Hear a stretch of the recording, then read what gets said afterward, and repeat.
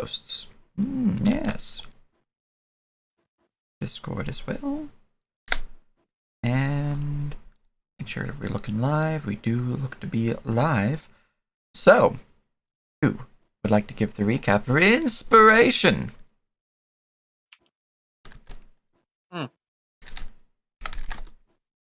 I got it. Put it down real quick. Okay, so I did not start my notes off that good.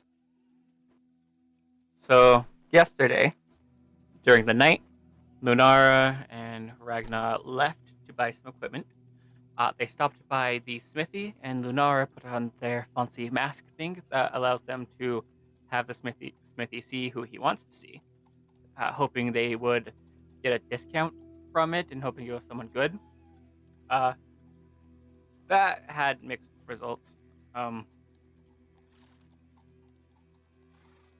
Lunara went in looking for some Brigandine armor, happened to have some in stock that did not have any symbols or markings of it, so that is really good.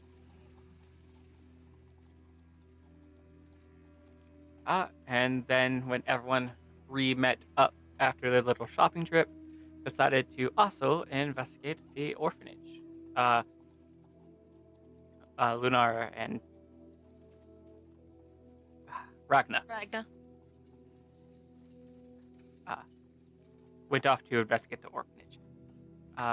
As they were chilling in the back, being suspicious, and Lunara sends Ragna to go fetch some ale for a cover story they are devising. Before Ragna can get back, Lunara is spotted by some guards in the tree. Is told to get out of the tree and gets escorted back to the inn, where we planned to meet up at 3:30, according to my notes. Ein then went and bought 2 ceremony reagents for 60 GP, so only like a 10 gold markup, which is pretty decent, I guess. At 3:30, we then met. We then spied on the old woman who went into a graveyard, a tomb of someone of Norwich nobility, and left a blue rose. And when they left, they started heading up the North Road. We jumped to too many conclusions on what they were doing in there, and so far, Devil has been the most right in paying their respects. But it might be a vampire. We don't know. After that, the group re-met up at 5:30 p.m. as the sun sets. Ein and Cry are staying at the inn, while just about everyone else is taking a stealth mission over to the inn. Many of them, all of them, are currently invisible. And we ended as they approached the orphanage. Yeah. Alright, very good, very good. You have indeed earned your inspiration, and as you say, begin with our scouting party approaching the orphanage. Oh, forgot a very important note that Alexander passed a note to Ein in a very not conspicuous matter, and everyone knows. It's true. Does anyone need a refresher on the plan? I did not write that one down.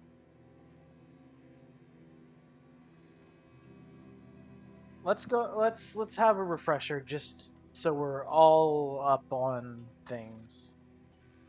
So basically, I'm gonna go in.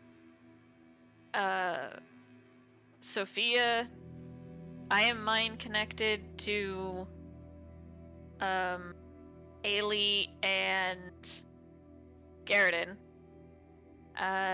Sophia is gonna be watching the front. Wary is gonna be burrowed underground in case there's any trouble. And Ragna's gonna be watching the back with Garrison. Yeah, I think that's it. Because then we have a mind link on every side. Yeah.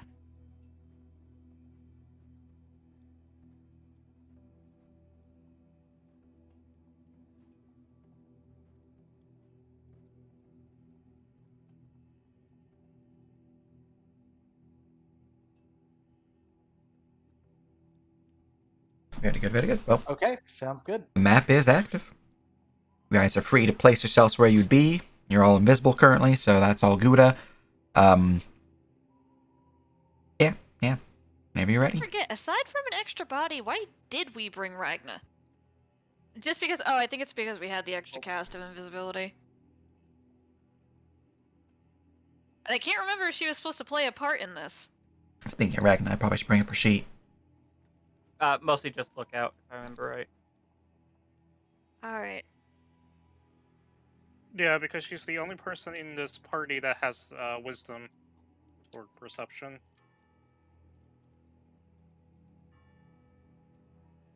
Alright, so, as we...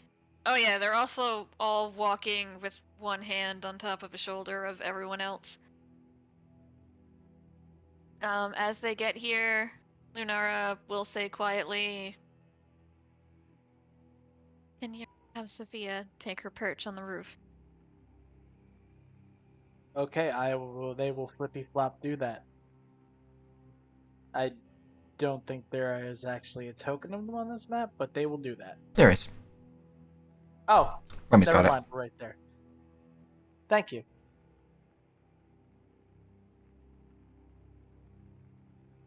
Wary, I don't know where you want to be. You can move yourself.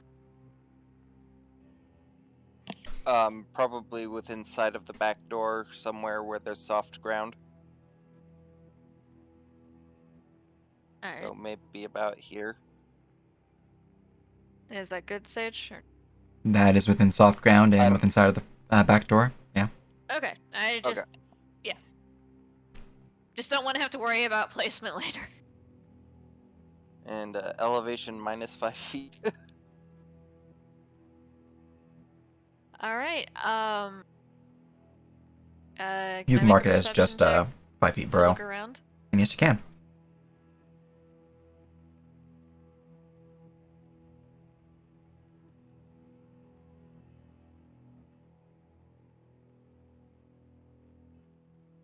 $23. All right. Looking around the area, with the time of day, there's not a lot of citizens out at this point in time. Though you can still hear the sounds of people leaving the tavern. The last stragglers, essentially, would be enjoying their meal. There's obviously still some there because it's not technically closing yet, but the majority of the town, you can hear them with a bell ding, ding, ding, ding every time they leave the door.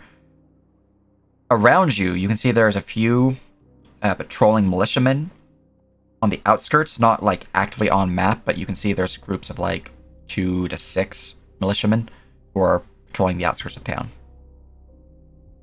Maybe about 70, 80 feet from the furthest one, or from the closest one. Okay. In terms of interiors, let me go look at the interior maps for the orphanage real quick. Just see if you can see anyone through the windows.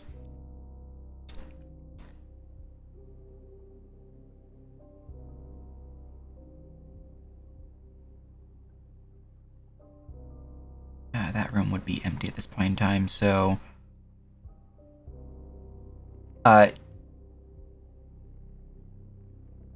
should not have said that in character, or in real thing. You can see what appears to be a mannequin leaning against a wall that kind of graces the edge of a window here on the second story. So one floor up from your current floor. So if you're going British terminology, it would be the first floor. But American, it's second floor. Other than that, you do not really see anyone inside. Some of the lights are still on. Not a lot, though. Most of them appear to be small bedroom lights. The downstairs lights are off. As you do not see any light glow from down here. Upstairs or downstairs? I'm gonna go back to the map again. From your looking into the original window on the side, you know that the window that you stared into, the main room area, opened up into a kitchen dining hall of sorts. There's some also small lounge chairs in the area too. You would surmise from your scouting the perimeter of the building that all the bedrooms would be on the floors above the ground floor. So, second, third story. You wouldn't really get the best angle since you were only on the ground, like walking on the road or in the tree, and the tree didn't really have the best angle, but it would tell you that one of the bedrooms appears to be a bit more of a well-furnished, more personalized bedroom, so a double bed. One might consider it a full or maybe even a queen-size bed. That is the room that had the mannequin in it that you just noticed with your 23. And But that is not the room that I am considering as the office. correct. The office you would consider is adjoining that bedroom. Alright, Lunara will make her way up this tree, onto this roof. What's your athletics or acrobatics bonus? I have the wrong character sheet open, 1 second.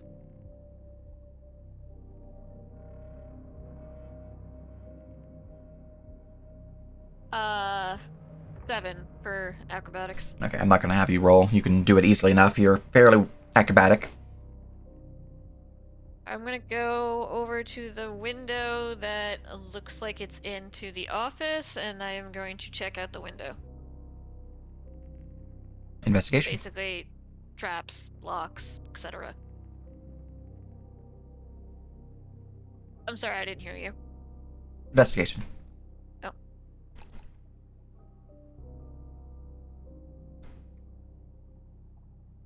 I actually have advantage on that, but never fucking mind. Hot damn. All right. You have no secret. You would not detect any traps or the like on it, but you would detect that there is a lock, a small locking mechanism within the interior of the building that is currently latched shut. It would, just due to the nature of the lock, it would be more difficult than the locking mechanism itself would normally require, since you're not inside the room. Well, can I take a shot at disabling it? Yeah, the Thief's Tool, dexterity.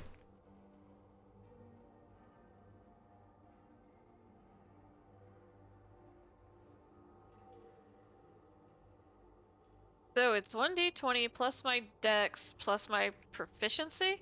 In Thieves' Tools, yes. I don't have expertise in thieves' tools until next level. Double check.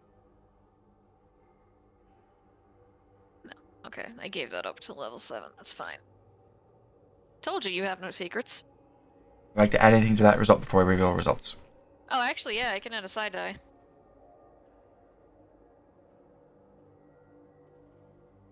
Oh, I guess I forgot that didn't roll it. I think my psychic are 1d6. I'll go look it up. Never mind, it's a fucking 1. And you're doing the Psi Bolster knack? Yes. Alright. Well, that one specifically, if you fail on ability check, you can use it. You did fail with a 19, with a 20. However,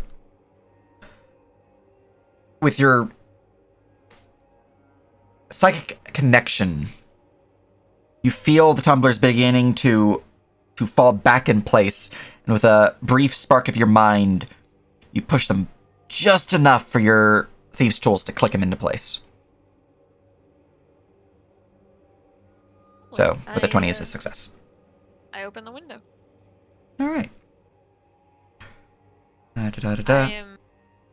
I'm just grabbing your token. Oh, I'm gonna slip in, shut the window, and immediately go lock the door on the other side unless, like, I load into this room and something immediately there. Now, of note, I could not find the interiors that I originally had planned for these, so I just grabbed a bunch of rooms and plopped them here. You are on the opposite side of the building now. It's fine. Don't worry about it. Okay. But my immersion stage! I mean, I could flip this room opposite, but then that would be flipped opposite and that'd look weird. So, you know. No, it's fine. Let's just go with some mage decided to, create a weird interior. It's true. It's fine. Hmm. Anyways, you're So, yeah. invisible, so it wouldn't really trigger anything even if you did enter from the front rather than the back. True. Window shut, door is locked. Begin investigations, I guess. And I will put on my tribal mask. Very good, very good.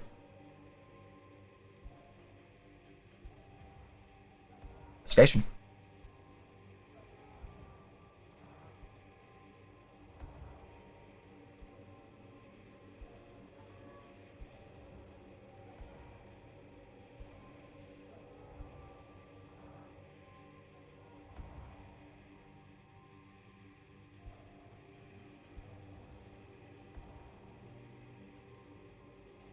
Care about that.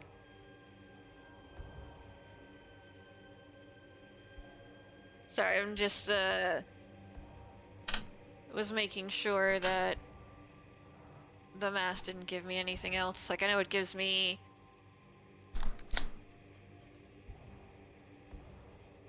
advantage, but there's nothing else unless okay. You're talking about your Mask of the Lost Moon? Yeah. Okay. Wow. Ripperoni. Alright. Well, that's obviously a failure if you want to use a psychic dice. But, it's up to you. Hey JC, could I maybe have that inspiration? You already have advantage, so. Oh, I don't know. I thought I could reroll with inspiration. Sean uses inspiration to be just a reroll. I use the base 5e rule set where it's just advantage. Yeah. Yeah. It's a cursed existence. I mean, I might as well. Don't think it. Yeah, who cares?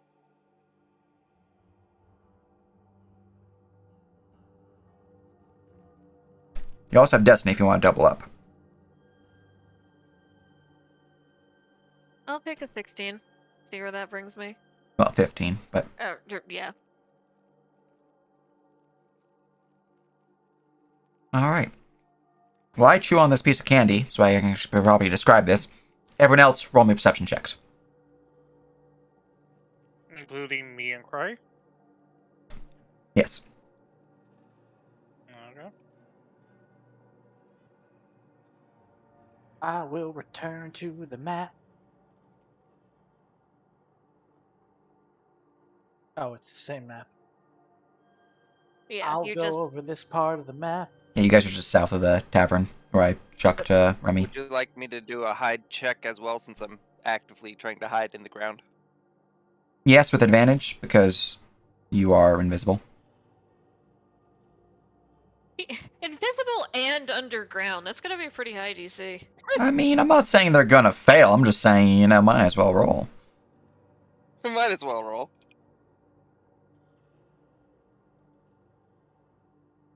You can always roll a 1 and be like, what's this hole in the ground? It's true. Alright, let's see.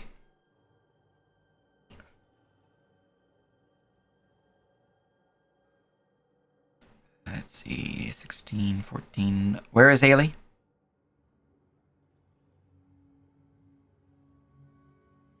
You muted if you're talking. Alien Cry are looking out the window towards the orphanage over here. Gotcha. They're watching the road. Gotcha. Okay. So, Barry would hit it, and Ailey. Okay, two. Everyone else, you're just kind of keeping watch. Nothing seems out of the ordinary. You would see the passing militiamen every now and then. Wary. You notice upon the fourth pass of the militiamen, something feels a bit different. You look out towards them, and this group is not militiamen. They're walking near you. They are dressed in robes and their heads are obscured by hoods. But they are still moving as if they were in patrol.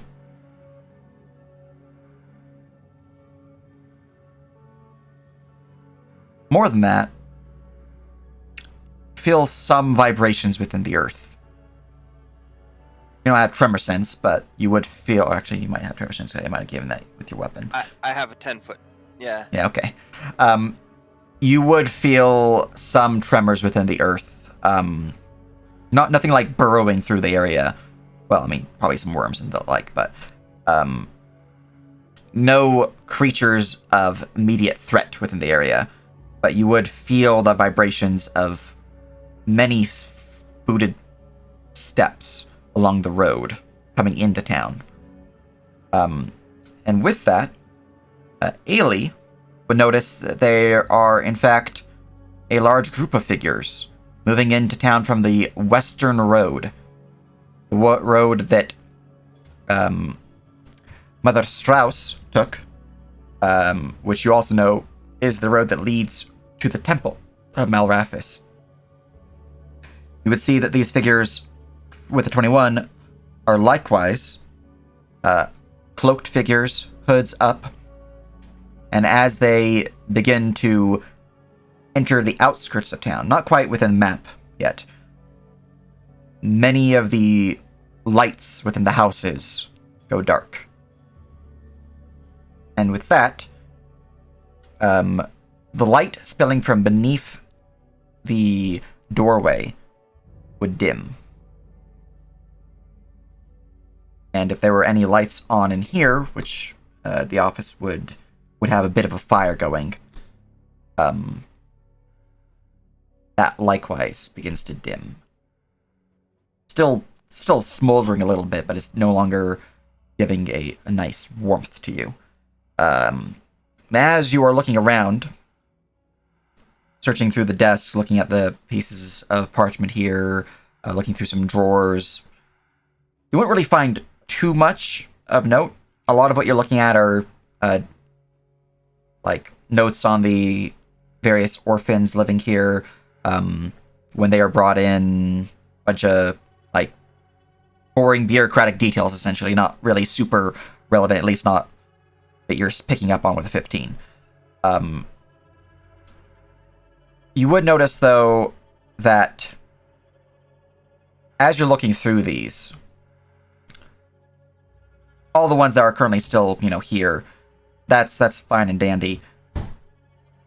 Those that have been adopted, majority of them have been adopted by the church. Specifically, the Church of Malrafis. Now, judging from how much the townsfolk seem to like them, like Malrafis, probably not a big deal. But you also know there's some cultists who have been doing some pretty freaky shit in the name of Malrafis. So that's probably concerning. And I'm gonna. yeah. Sorry, go ahead. With a 15, that would be all you would actually find of note in this chamber. I am going to take out a notebook and quickly scribble down the names of the children that were adopted. Well, that light shit is weird. But I am not gonna let that deter me. I'm gonna step over here and put my ear against the keyhole of the door. Cry will talk into Thana's head. Ailey senses danger. Some figures on the road. Be careful in there. Got it. I Thank forget. you. Am I part of the? No, it's just Am I I can only part have of- okay. 2, and it's Ailey and Garrett. Well, actually, I can have 3. Sure, you're part of it. I don't know who else was supposed to be part of it. Oh wait, no. Alright. It was Ailey, Ein, and Garrett, but Ailey and Ein are together, so you can have Ein's spot. Yeah, we should be. Did I ever slip back into the inn? Or can I just assume I would actually go walk back into the inn? With you're not really noticing anything with your perception, Yeah. it'd be easy enough. You just slip back in. Okay. I'll just do that, and then basically get back. That's great. Can I make a perception check on the door, Sid? Yes, you can.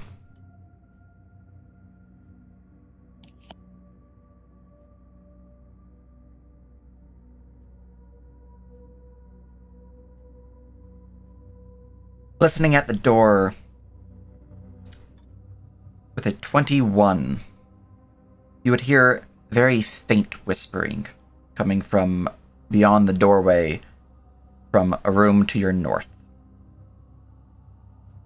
Can't make out what they're actually saying, as you know you're 2 rooms away and they are indeed whispering, but you can hear the whispers. Alright, but it doesn't sound like anyone's walking around in the hallway, no one's on the stairs. Correct. Doesn't seem anyone's in the hallway. I will unlock the door, and peek out. If it's clear, I will quickly slip out, slide the door closed, come over to this door and check it out. Also, I'm sorry, Rary, what were you saying? Because you are part of the mind link. I was just going to add that there was the feel of many boots, and I wonder if this might be linked to the people disappearing at night.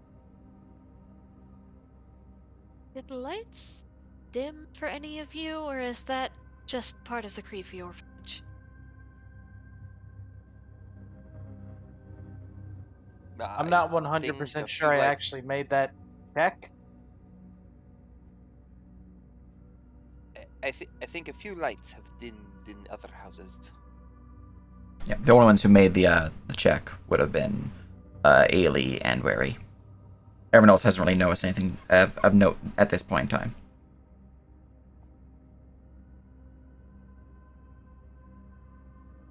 Well, that's to check out the door. Alright, a 25. The door is locked, and you would notice that there is a glyph carved into it. You can roll Arcana on the glyph.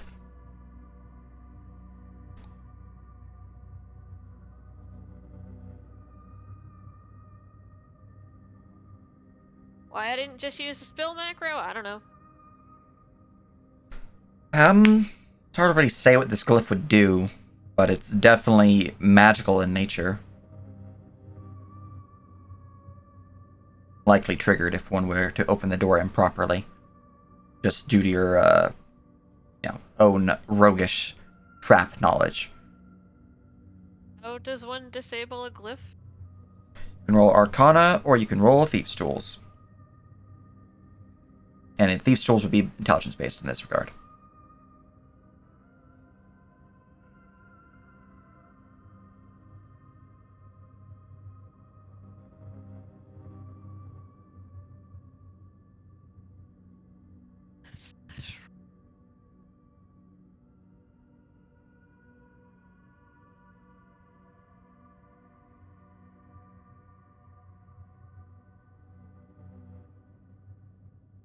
I'm gonna side bolster that.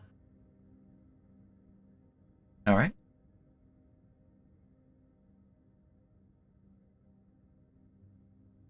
$21. The 21 begin to scratch and file at this symbol. Just enough to alter the way that the symbol works, that you believe you have, well, not, actively removing the symbol itself and causing any real major damage. You have altered its magical energies to the point where you do not believe it will activate.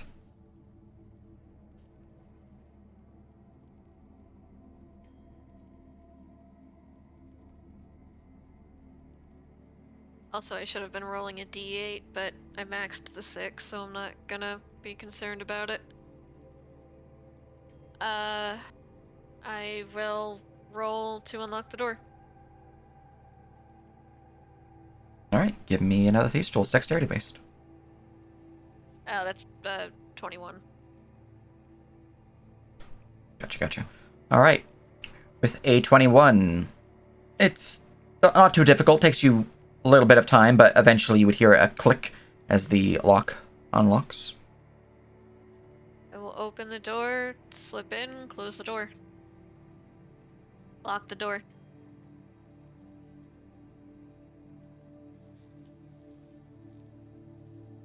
Alright. Inside, you'd find yourself in a larger bedchamber. A small reading nook kind of sits next to the window with a mannequin bearing a well-shorn blackened silk dress that seems to have accents of gold and silver. Very fine designs, very knotworky in various places. A bit of a lattice on the bodice area. You'd see that there's a large armoire on the eastern edge, currently closed, and otherwise this room seems very simple. The dress itself seems very much out of place.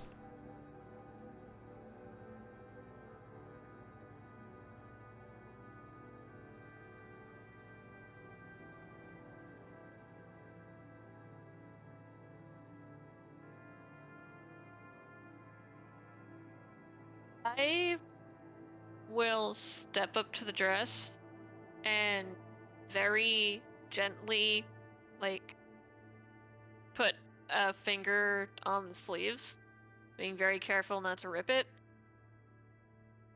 And I want to use psychometry.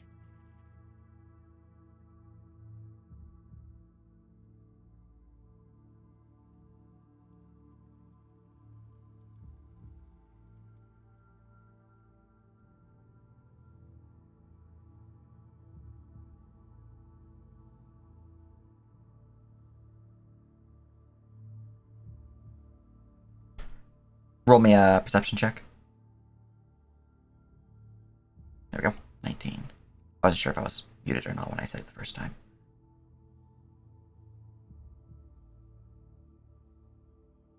16 or higher, you receive a brief and accurate glimpse of some physically charged item. Of some physically charged Psychically. event related to the item. Alright. As you touch the item and begin to send out your own mental understanding towards it, a pulse of energy enters your mind, and you see yourself dancing around a grand ballroom. There are guests all around you, wearing similarly highly decorated clothing. Everyone in this chamber are absurdly wealthy, if not beyond wealthy. There's faint violin music playing. You see yourself dancing with a man, long black hair, a neatly trimmed beard, smile on his face, pale skin. He seems somewhat familiar to you.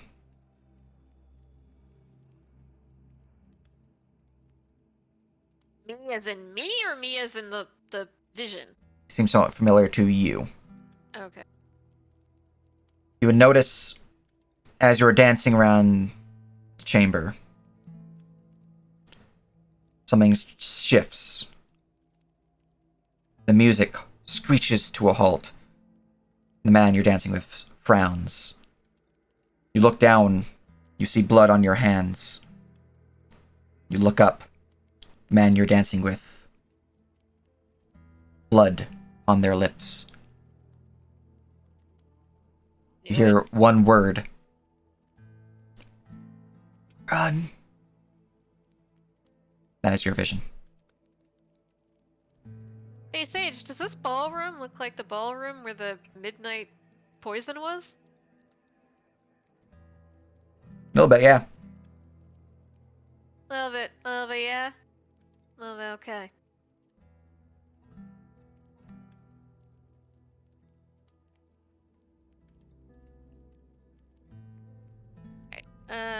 to do an investigation on the room. Oh my fucking god! I just hate you. I am almost willing to destiny that. Let me see what I roll. What does destiny let me do? Destiny adds a d6. Also, your psychic energy is a d6, not a d8. No, it's not. A leveler way.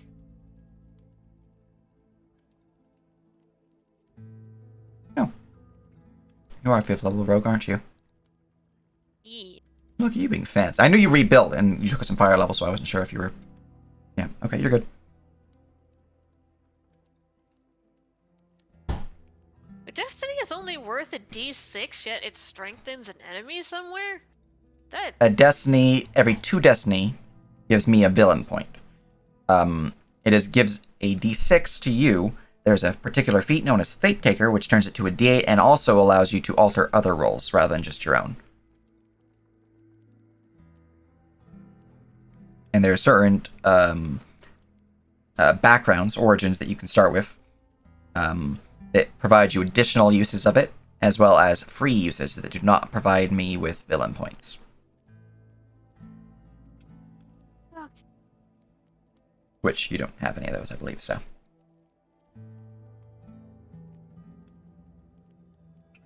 And we get, what, 1 destiny a level? You guys have 2 destiny at your current level. It refreshes on long rest. Once you hit, I believe, 10th level, maybe it's 11th, I don't remember exactly which, you get 3. Sean had to sacrifice one of their own, so they only have 1 right now. 1 max. But everyone else should have 2. Unless they're a commoner or a slave or something like that. Alright, you are using a destiny. I'll mark that up real quick.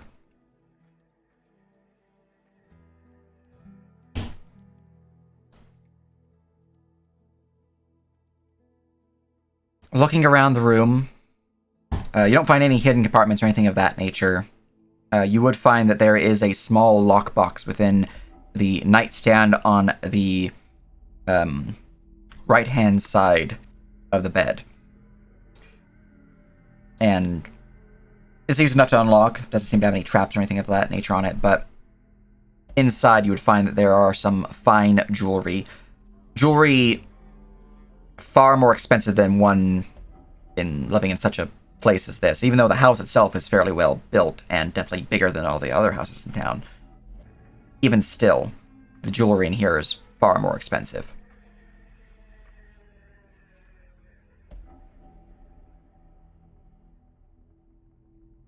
That is really fucking fake. One of the two. I don't believe you have merchant's tool, so I don't believe you can roll to determine if it is fake, but it looks really expensive. But I can touch it and roll a perception check. It's true.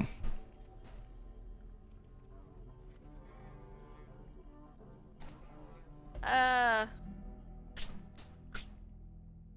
I use Psy Bolster on this? Because technically I can't fail, but like if I want to use it, can I? Negative. Well, let me go read the ability, because I know it only works on things that you fail, but it's also psychic, and this thing's very much psychic, so it kind of works meshing-wise. So let me go read the wording, the flavor of the ability.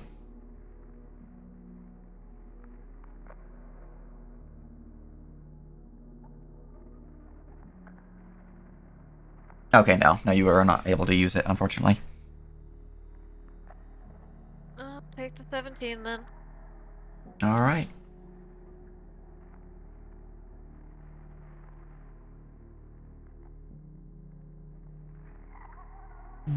If I can see that I was wearing jewelry in that vision, I will specifically touch on, like, another piece of jewelry.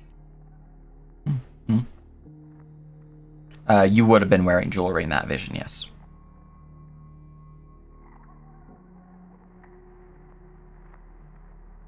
Alright, 16 or higher, same thing as before.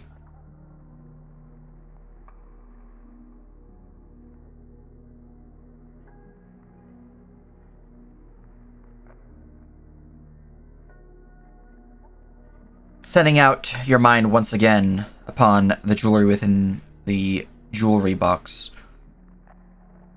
your mind would go blank for a brief moment, where your eyes flash open and you see yourself within a grand chapel. You see once again this man you were dancing with you, standing at an altar. You see there are many guests, hundreds, all wearing fine attire, smiling, a few crying even. You see there is a minister at the far end, dressed in holy robes, clerical vestments, reading from scriptures.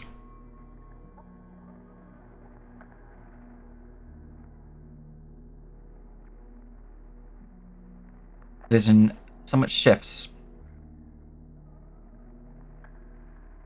You see yourself back in a side chamber. So you believe you're still within this chapel. You see yourself opening up a small little box wherein this locket lies. Inside, you would see... You reach for the locket, opening it up, and see there is a drawing of a figure within.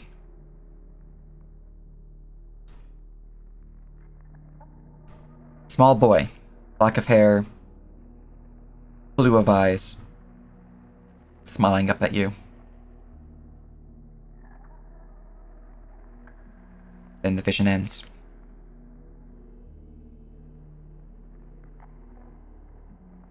Is it like a child's drawing or like a professional? It is a professional painter's painting in a miniature form.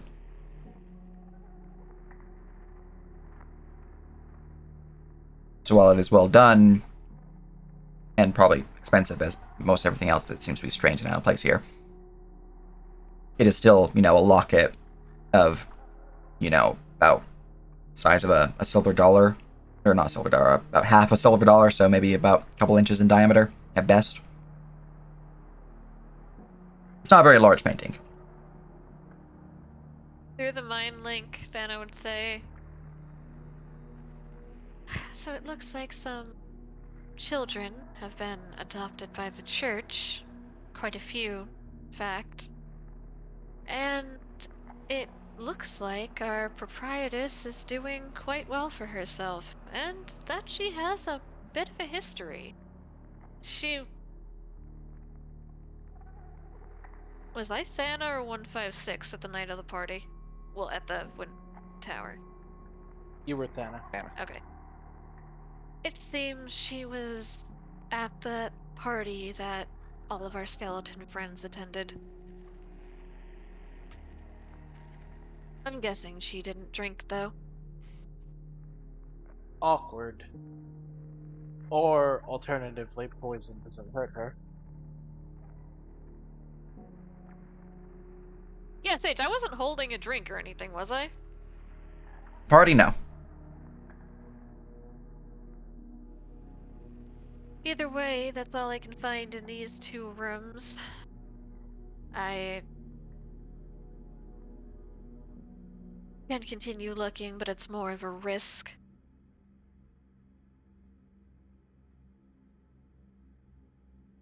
I mean, as long as you think you can get yourself out.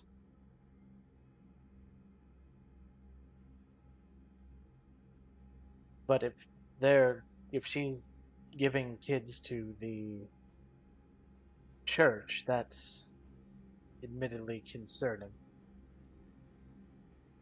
Churches have adopted Admittedly children since churches have been around. Yes, but we have some Admittedly evidence that concerning, this but church, sacrifices people. does she? There are the people who are on the road. So, you would have noticed them coming into town. At this point in time, they would actively be still off map, But you can see them, instead of going on the road, they start dispersing into the edges, the outskirts, and moving, looking like they're going in lockstep with one another in a patrolling fashion.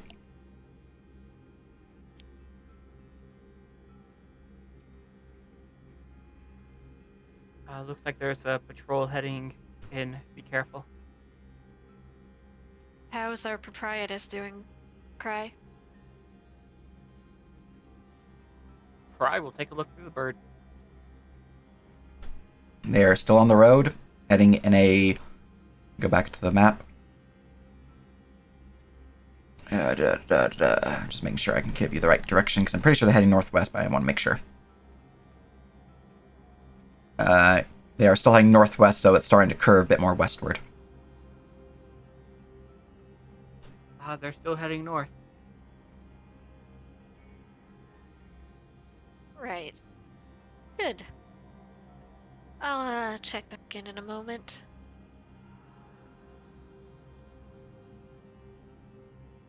I'm gonna listen at the door. Do Perception. you want another check?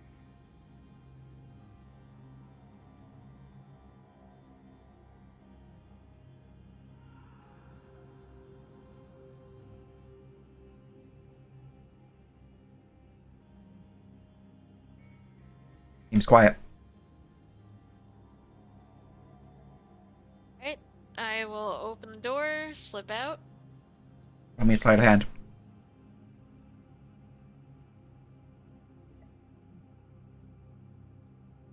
Hold on.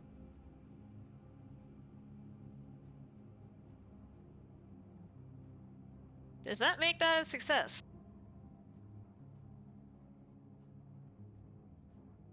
I mean, do you have another thing that could roll if you fail?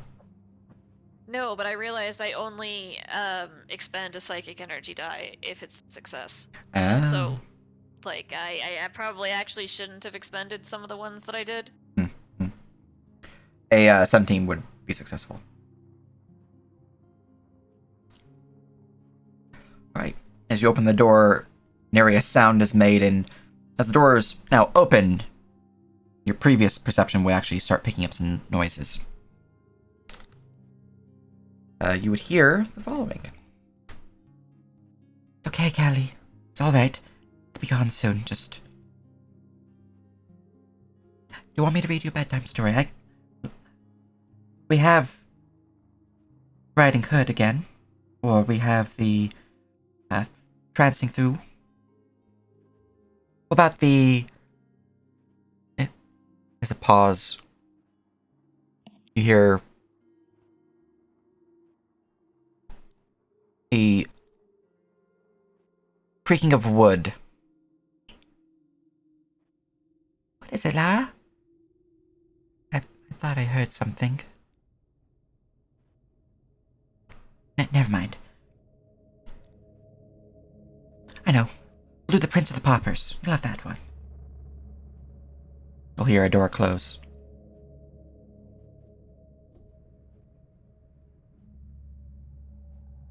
I will listen at this door. Oh, that's painting. Oh, That's a door. whoops. I will Wait, no, at listen. that painting. Listen at the painting. Learn its secrets. Alright. Roll me perception.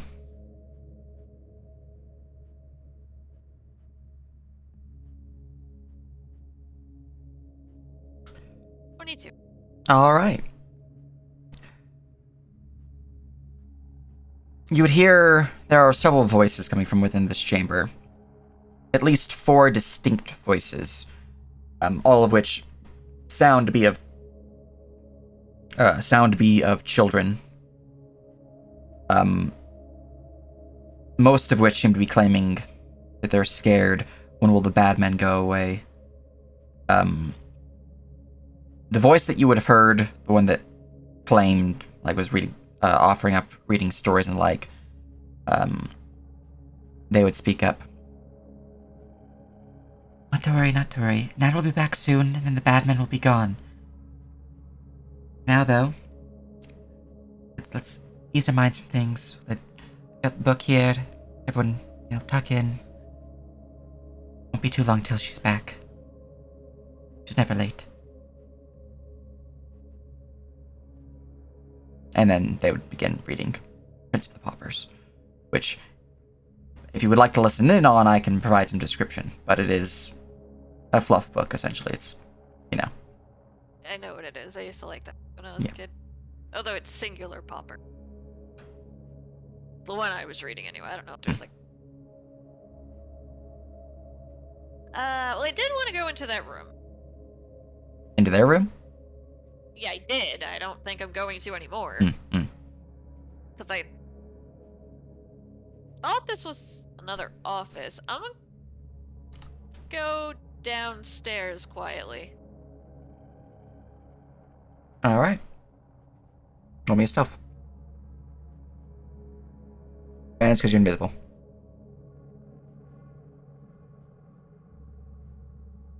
Yeah, like a fox, you make no noise. Just a sneaky little trek down the stairs. Now, on the lower levels, the lights are all dim. You do not have any light sources down below. And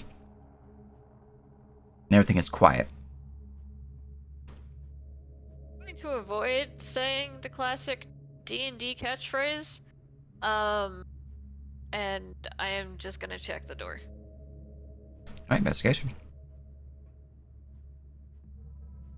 The classic D&D catchphrase, don't eat things off the ground. The door is not locked, nor is it trapped. Neither is the privy door, if you were wondering. I will slip in. Right. You find yourself within a kitchen, dining hall, lounge, joining of rooms. Small dining room table set. There would be more chairs set about, but it seems some of them are folded up against the wall. There seems to be a few coloring books upon the top of the table, a few glasses, some plates.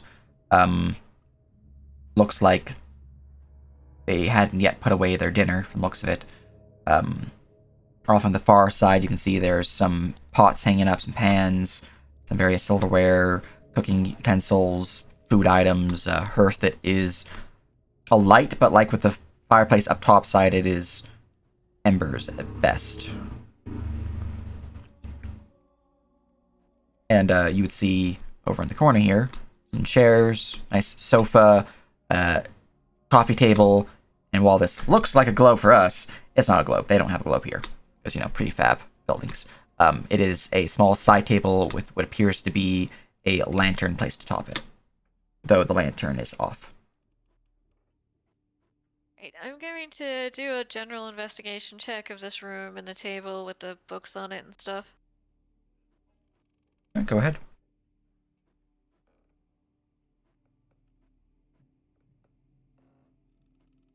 I'd be very rich if I actually wanted to steal the stuff in here.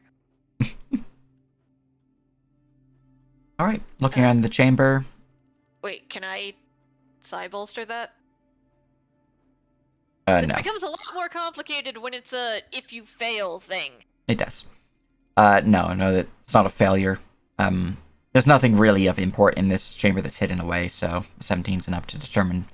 It does take you some time to look around, but there's really nothing of import unless you want some rations or food supplies, or if you want to steal, then we can get into details, but otherwise there's nothing really notable.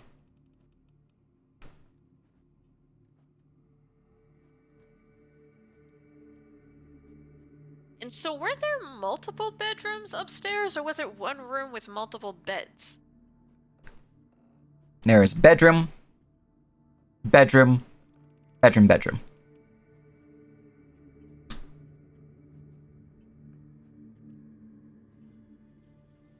Oh, I didn't even see this thing to the right. Mm-hmm. Well, the stairs wait, going so up is in the. Does it sound like they're in this room, or Yes, they're in this they're room? in this room. Okay. Do I know from the papers how many kids are currently still in the orphanage? You would determine that there are a total of 4 kids in the orphanage. Did I hear 4 kids speaking in that room along with the woman? You would hear a total of 4 in that room. 4 distinct voices, I believe is what I said.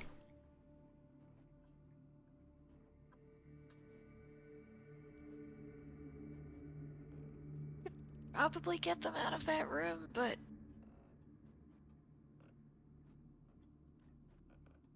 I don't know what secrets the fucking kids' rooms are gonna have.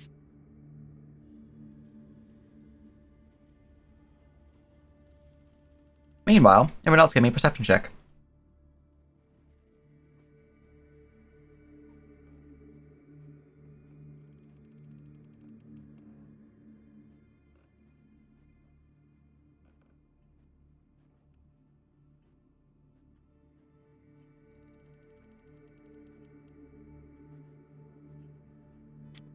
That's acrobatics. It's true. I see Amy is doing loop-de-loops.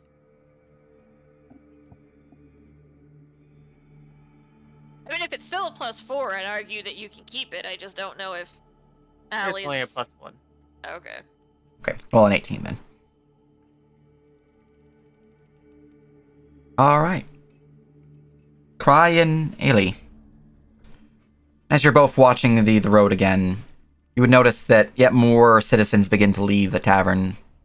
Still not yet closing time yet, but it's drawing ever closer. And as you're watching this, and as the area around town begins to grow dimmer and dimmer, as the fading sun at this point is fully over the horizon, there's just the faintest glimmers of deeper purples and pinkish reds. You can see more figures begin to approach the town. Cloaked figures.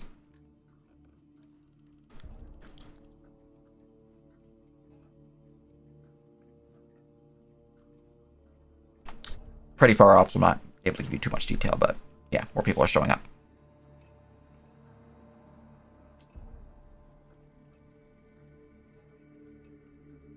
More cultist-looking people are showing up. I'm getting the distinct impression we should be back at the tavern before the sun goes away.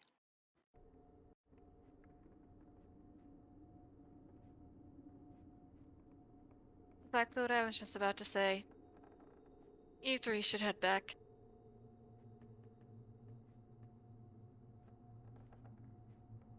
Alright then, if you think you can handle it, just, keep us posted.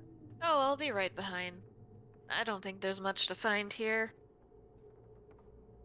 She either is very good at hiding things, or doesn't have much to hide.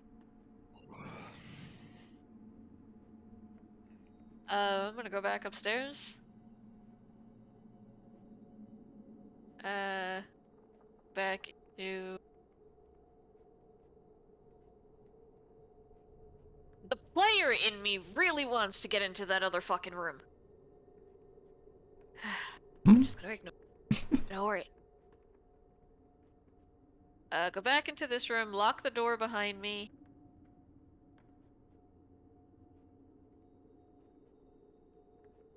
Fuck a duck.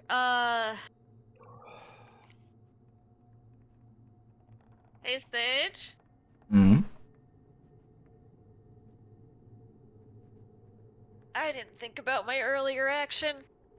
Can I forge the symbol so that it doesn't look like it has been scuffed?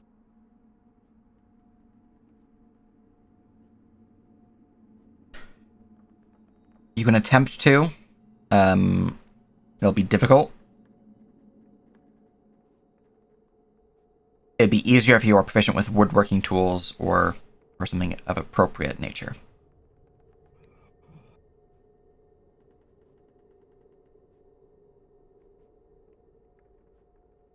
Alright, well, what check do you want? Hey, do you just want a forgery tools check? Yeah, if you don't have proficiency with woodworking tools, then forgery would be the most Yeah, appropriate. alright.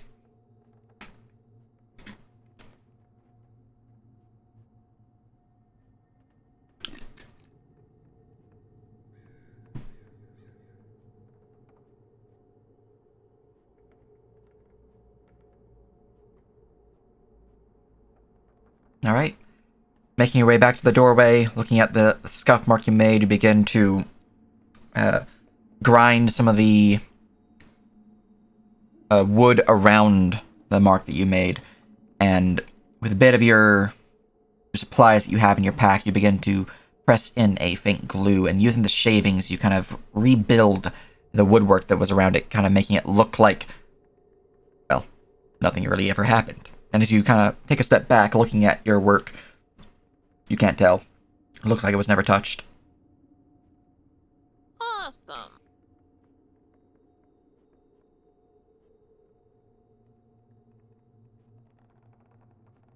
Alright, I will head back into this room and head back out the window. All right. And where he got it in, and Ragnar, you're all heading back to the tavern. Garrett's AFK, but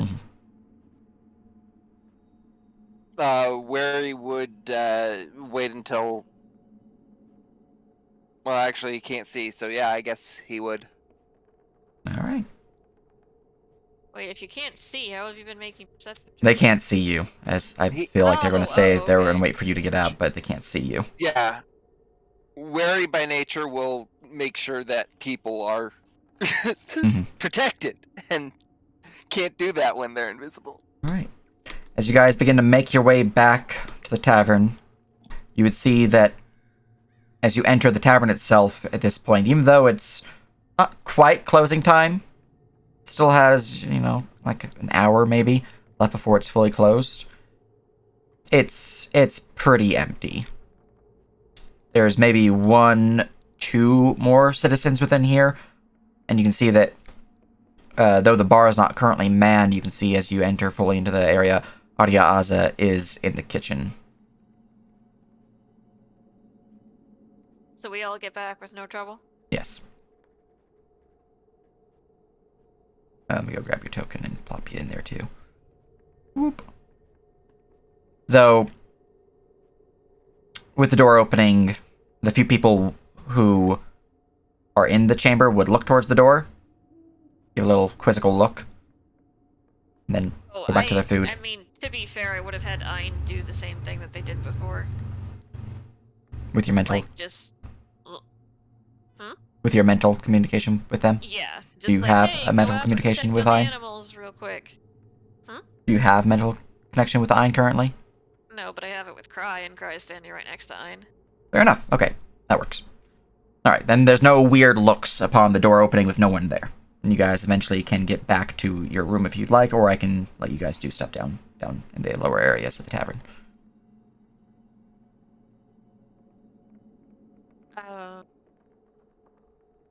Lunara would put a hand on Garridan and Ragnar's shoulder, hoping one of them will put a hand on Wary's, and she will start to head upstairs. I see no reason to not follow. Alright. Do those things. Hey, look. You guys have joined each other once more. The only reason I see to not follow is the fact that I can't see, so I don't know where anyone is, so... So I am hoping someone took your shoulder. I only have 2 hands. I can only take so many shoulders. Can Does anyone Wary else not have- see me? Does Wary not have tremor sense? They do. Oh, I do, but only when underground. I have heat sense, which I could use. That's But true.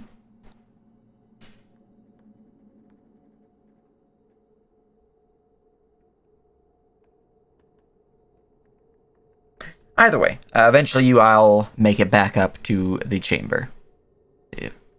Group once more. Communicate your knowledge and your plans.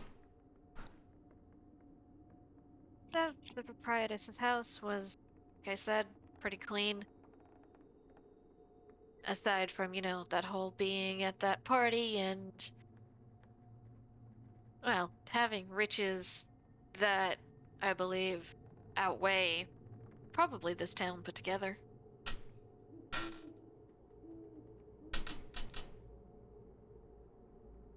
And then, of course, yes, there's the whole giving children to the orphanage, to the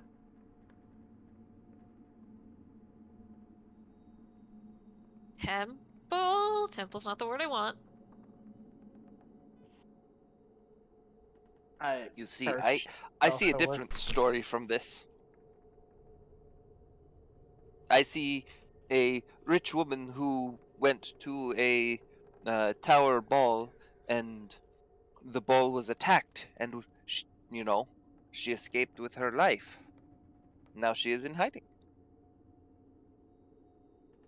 Don't think that someone who's in hiding puts a dress like that on display in a window that can easily be seen from the backyard.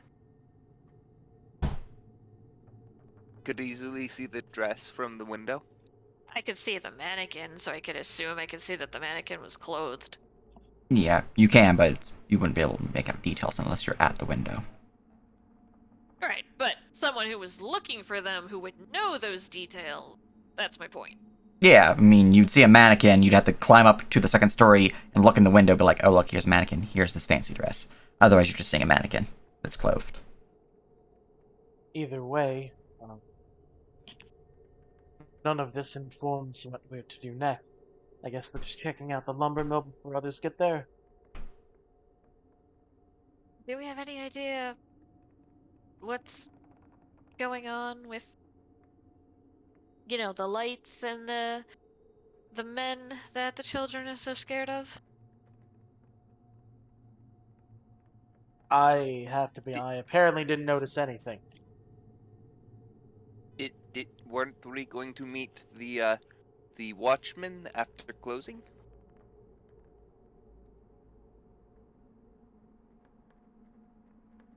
Certainly on the list of questions that can be asked. Of course, we should try and be careful, not act like we were snooping around. We're snooping around. I went for a walk. Visible, underground, in one spot. It was cold. Suppose meeting with the watchman isn't that far away, and it's probably a better place to get answers than many. We were meeting him in here. Or I can't remember where we were supposed to meet him. Third door on the right, third floor. And when is that? An hour after close? Mhm. So that would be like 2 hours from now? More like, no, yeah, hour after close, about 2 hours, yeah.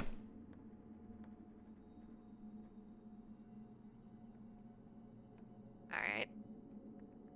Yeah.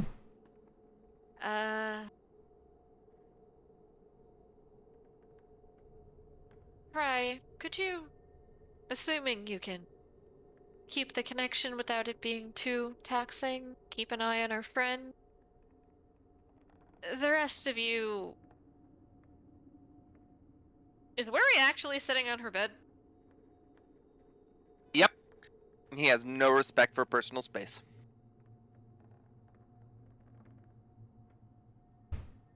Also, he was just out in the cold, so blankets.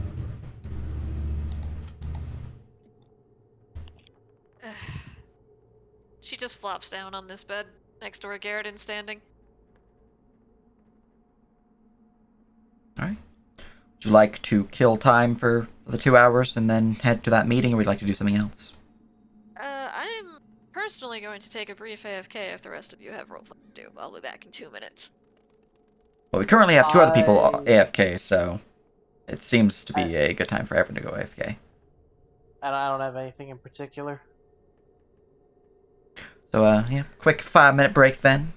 I can get myself a new bottle of water. All that good stuff. Alright. Be back at, 57. Okie dokie.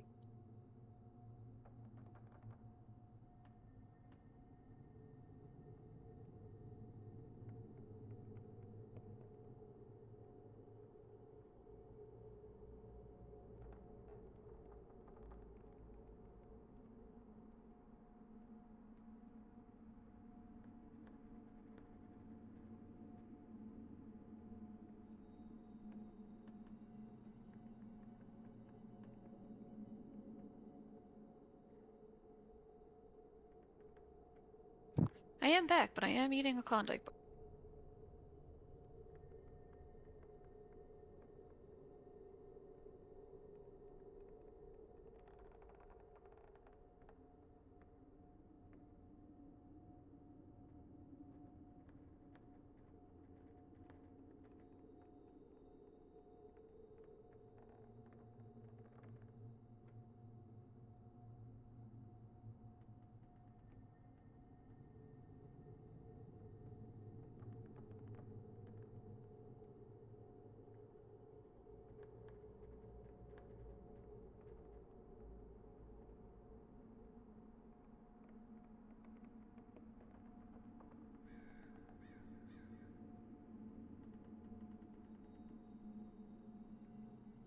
Did everyone just go AFK? No, I'm here. I mean, I assume Sage did. I am also here now.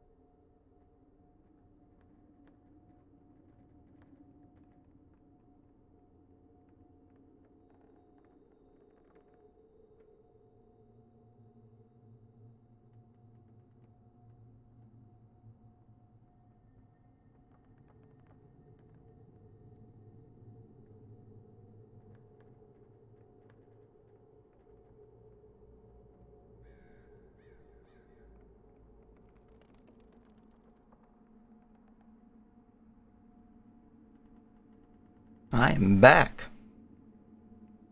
Welcome. Hmm. Acquired fruit snacks. I think all we need is a devil. Run me back.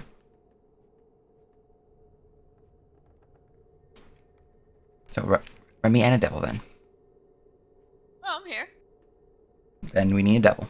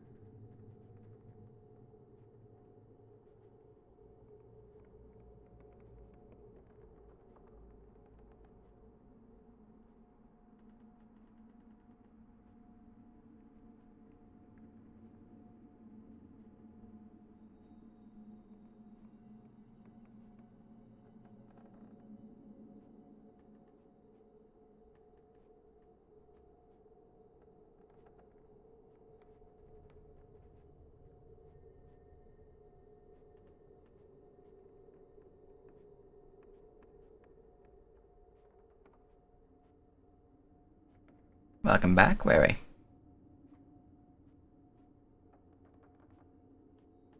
So we all should once again be gathered. It's true. I'm feeling rather gathered. Mm-hmm. Alright, and as I'm time... gathered, I just have to find my mouse. Alright, and as time passes, you guys have arrived at the time when it is to meet with Alexander.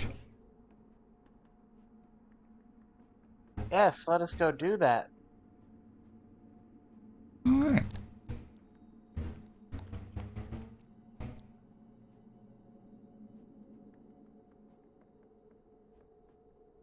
Boop. There you go. North door. Alright, well, we're not rude, so we will knock.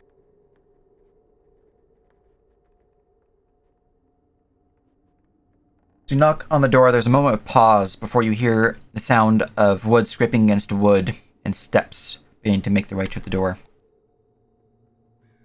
The door would open just a crack, and you can see the bearded face of Alexander. Good, good. You came.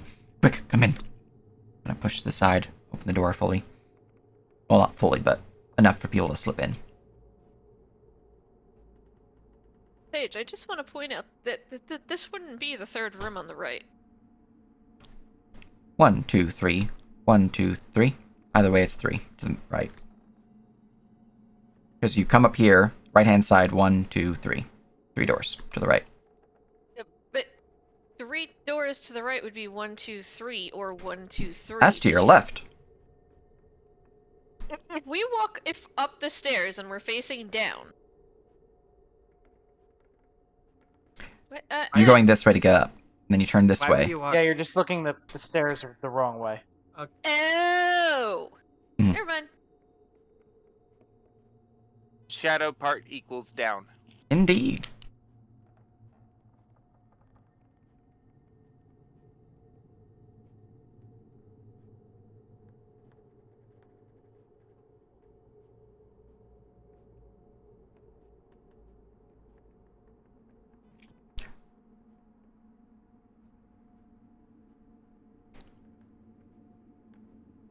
And I kind of sit over to the corner here, closing the door as he goes.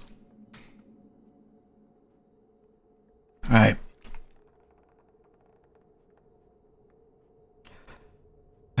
Sheridan's room is much cozier. I didn't know what rooms you took residence in, so... But my own, or at least one I know that not many tend to rent out.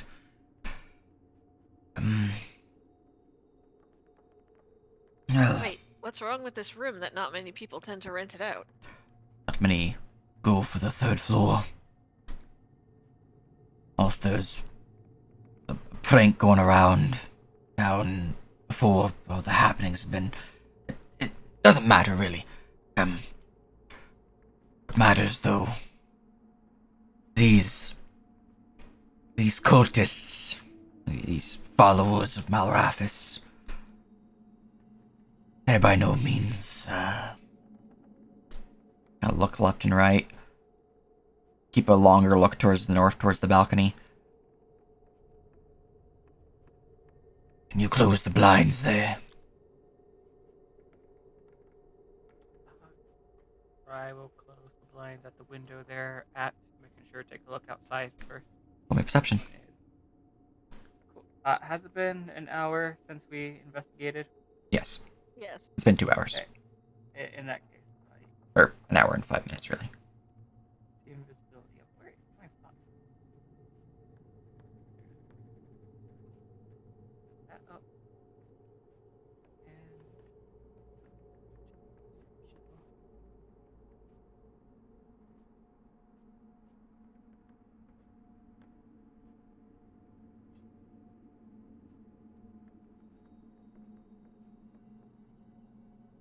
Like to add anything to the roll before I reveal results?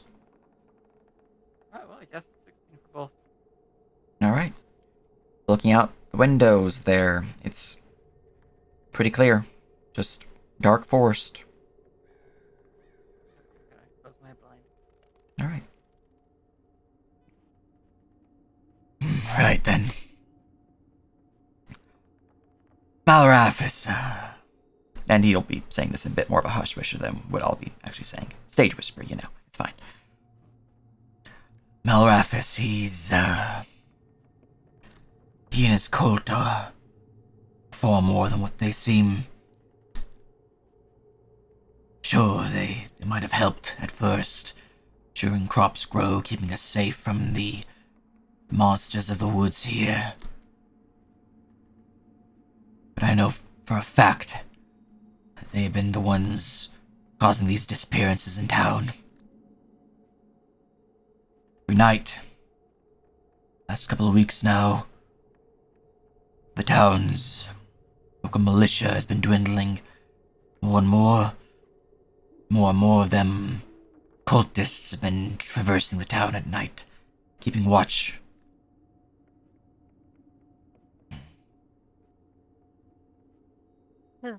Do they have anything to do with the dimming lights?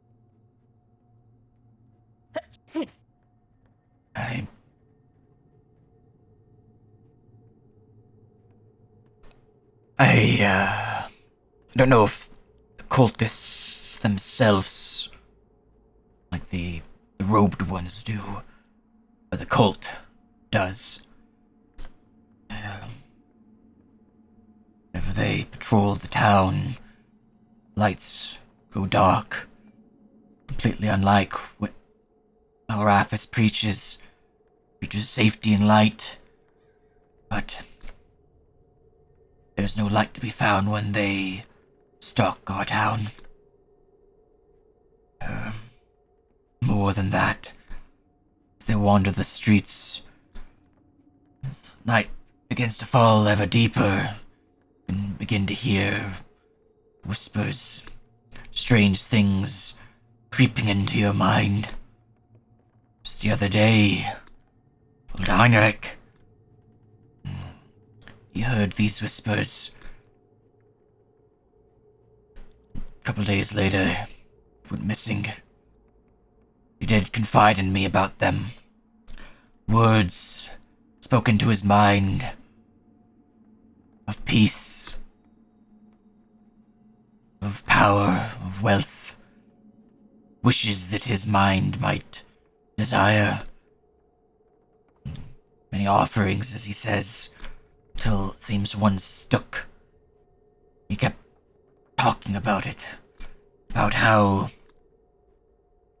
these voices, they really do have such power as to grant him one's deepest desire. These whispers always seem to occur moon's at its highest. It's always newcomers or those who have no true family left. At least none old enough to carry weapons. My orphanage has been going so busy of late. Yes, I heard a rumor that the church has been adopting orphans.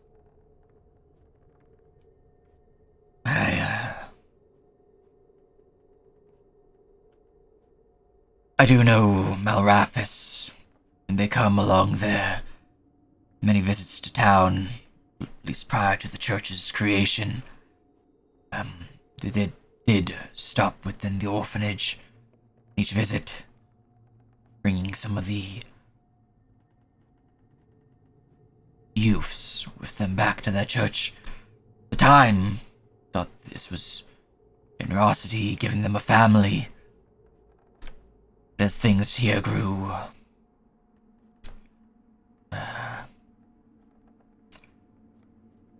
alien, shadowed in ways, and as this warmth that we felt within the church faded, began to realize something more was going on. At least few of us did. At this point, it's just myself. And, well, Mother Strauss has been a bit more on edge. And, well, don't let Hardiaza's cheerful demeanor fool you. I think more than anyone, she's panicking the most. Not too long ago, her own brother went missing. Tries to keep it cool, though, townsfolk make him keep heart. But, we're in a really rough spot here, I'm afraid. And I wouldn't normally ask or the like, but I fear that the god dwindling and get more of these cultists patrolling the town. Well, any able-bodied adventurer, soldier, or even care, really. Anyone who could help us with this surely must try. And, judging from your wear, well, I'd be willing to pay, of course, and help us with this. And figure out what's actually going on. Whatever's happening with Malrafis, it's different than before. Two things. First, do you know why the dear proprietress, if the roads are so dangerous and the town full of cultist patrols, would have left tonight up towards the temple? Apple? Whatever that thing is?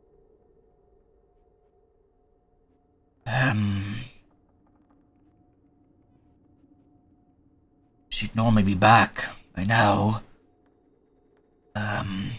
She always ensures to return before true nightfall hits. But Why is she venturing there at all if it's supposedly so dangerous? her family's mausoleum lies up in the woods north of here, along the road to the chapel. She pays visits to it every anniversary. She could not do this during the day? Yes. After all, the night is supposedly dangerous. I know how it looks. But believe me, she's... Unlike what the townsfolk say, she's no witch. She's got a kind heart. It's difficult for her to find time to leave her duties at the orphanage. It's, more difficult to find the strength to get out the house. Especially now that, some of our curements, our herbologist has gone missing. Without Mother Strauss at the orphanage at night, will the children be in danger? Well, she should be back. As he kind of looks around a bit. She's normally back around this time, around closing time of the inn. Fry's gonna do a quick check on the bird. Alright. The bird, you would see it flying overhead a walled off keep deep within the woods. There are men patrolling the walls. You would not see Mother Strauss anywhere, but they would be circling the building. Okay, when Cry comes back. Yeah, Mother Strauss is very far away from the town. Can I try to guesstimate where that keep is? Roll me a cartographer. Really check.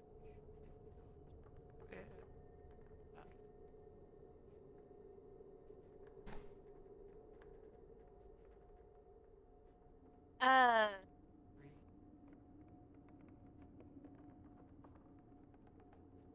Can I attempt to interrupt Ailey, like putting my hand over Right. her mouth? 80 distracted. Right. Yeah, I'm sorry, cry. I mean, yeah. Depends on if Cry would like to continue speaking, if it succeeds or not, but it's easy enough to put your hand over their mouth. With a 10, it's hard to tell. When you reach for a cry, she does panic and back up. We'll quickly say into your mind, we don't know that we can trust this guy. Maybe don't reveal we're spying on her. Where he's actually gonna start licking the air Alright. just to see if there's any heat signatures in 30 feet. 30 feet? Alright, let's see here. Let me go back to DM view.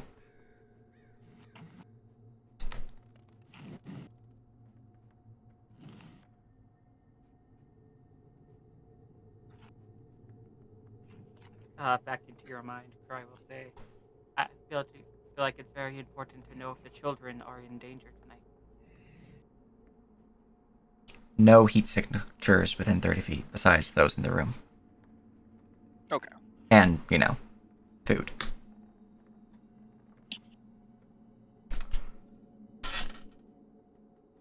That's right, I smell you, food.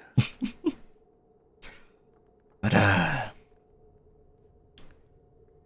suppose if she got hung up within the woods. The cult does tend to recruit them young. Very well be possible. She's never missed me before. The cult wouldn't be interested in taking her. Her, maybe. They did business. Often, as you know, the adoptions towards the church. But, she hasn't. When? How long of a time has it been since Strauss started walking? That was around 12 p.m., I believe, so it's been 7 hours. A keep. About 7 hours, give or take, walk to the north. Do you know what it is? I mean, there's a lot of locations within that range. I don't picture there are many keeps in the area. That'd be the Reichsmans, then. Or Norwich.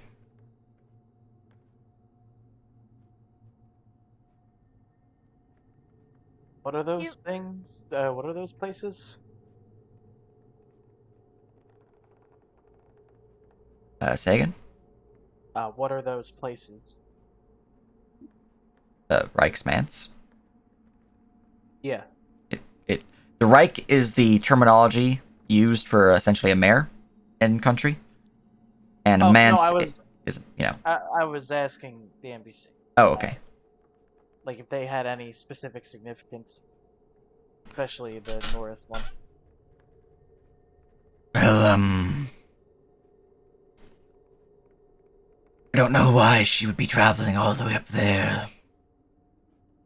I mean, certainly out of character for her, and if she's there, well,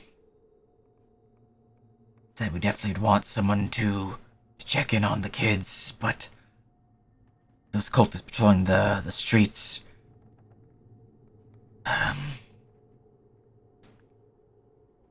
to Are be they in quick, danger? silent about it. Could be. The kids know to be quiet when it comes to nightfall. But without Mother Strauss protecting them, it's definitely a concern. Lurana lets out a dramatic, not a dramatic, but not like she is trying to be dramatic, but it is kind of a dramatic sigh/growl combo. 2 questions. First, why should we trust you? He kind of gives like a uh, uh, you use it. Okay. Well, suppose you don't really have a lot of reason to trust me, but why don't you take a look out the window and see my roots be truthful?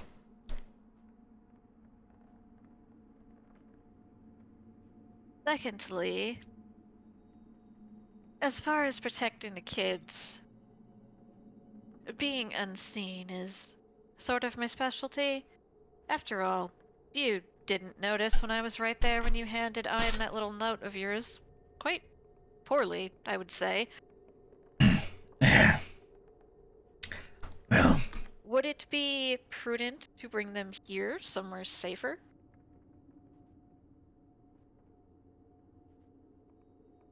maybe, but that's...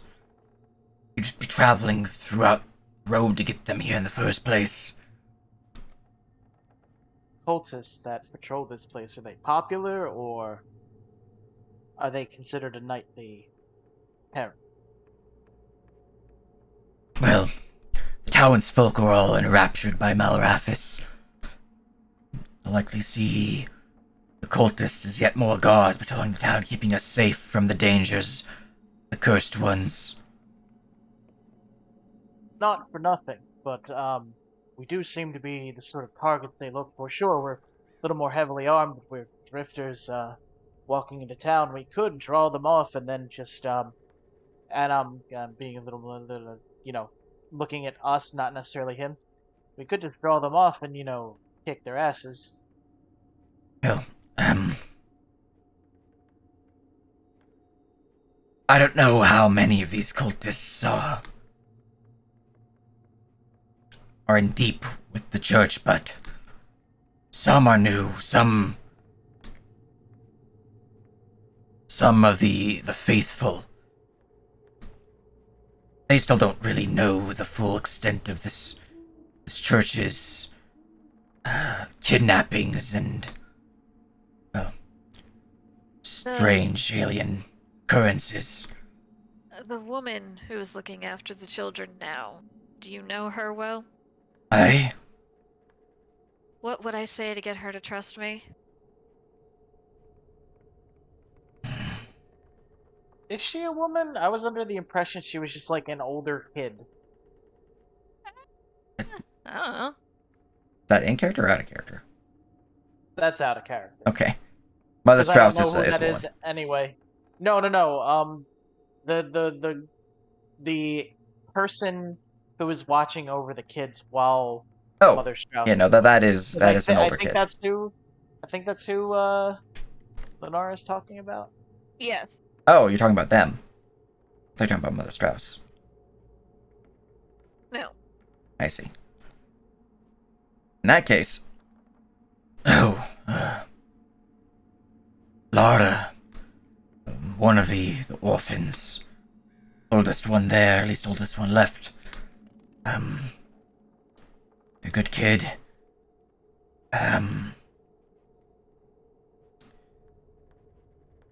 They trust me, but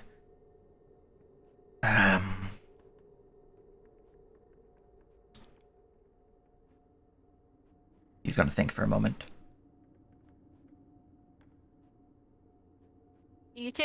Everyone can see Lunara is visibly getting antsy. Like, she is having trouble not leaving, which is the most uncalm you've probably ever seen her.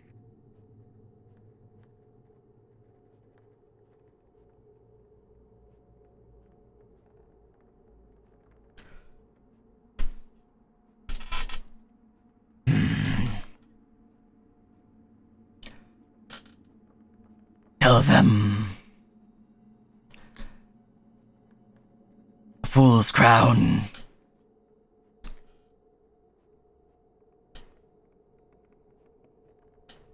Yeah, what was that? Damn it, what's that poem again? Fool's crown. Can I make, like, a folklore check to Yes, see you if I can. know that poem? Yes, you can. So what is that? You would give me intelligence plus proficiency.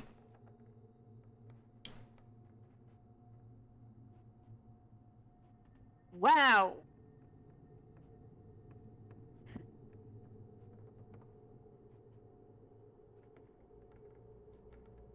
What's the point of having skills and cool stuff? Just fuck me.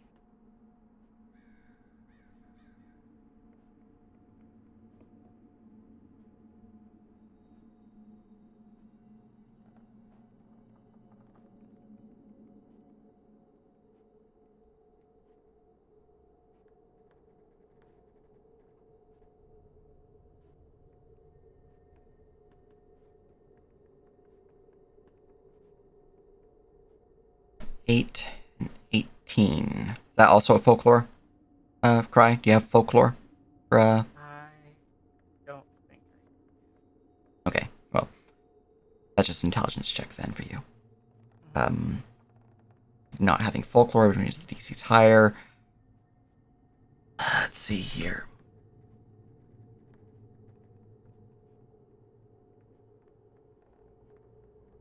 Do we know this guy's name? Did he tell us at any point? You guys know his name's Like, I don't know Alexander. if we got introduced to him on the session I wasn't I here. believe Garrison was introduced to him. Yeah, and I told people, his name and such. Let's see, 18. Right. Well, you guys figure this out. Mind link. And mind linking with you seems like I'd be barraged with insane ideas.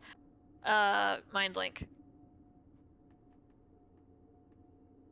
Wary, can you travel with people underground?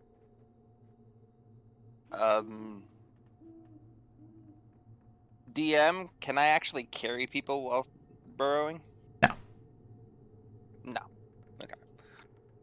No, I can just travel with myself.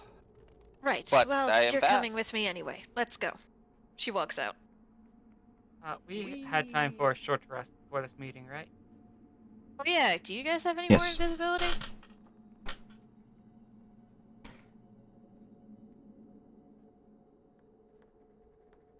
Yeah, sorry, stop.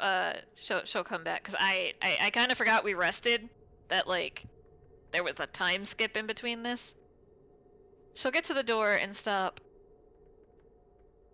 You guys don't have any more uses of that spell, do you?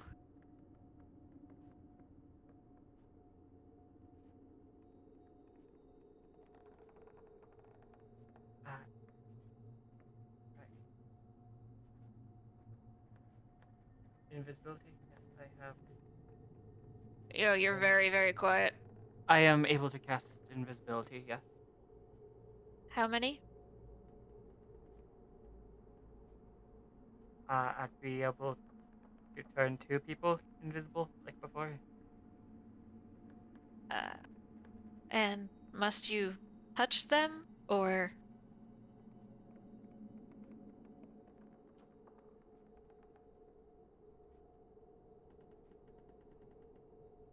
Uh, yes. But I can cast it through Healy. Ailey, Wary, you're with me. You figure out the rest of that poem. And where are you off to? He doesn't dignify that with an answer. Cry would know. Her backstory is a lot of dead family and kids. As And you when begin, you said these kids were in danger, that's when she sort of was like, fuck, I don't care about this conversation anymore. as you begin to storm off, you would speak up. The cultists are patrolling. You'll look to the others in the room as you continue storming off. You'll need to be ready, and don't harm the townsfolk. They might not know what they're doing.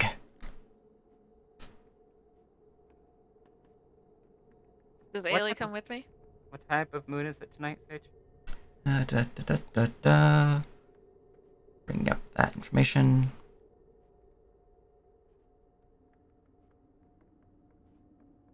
Ailey was not making any move to leave Cry's side. Well, you do not have to. It is a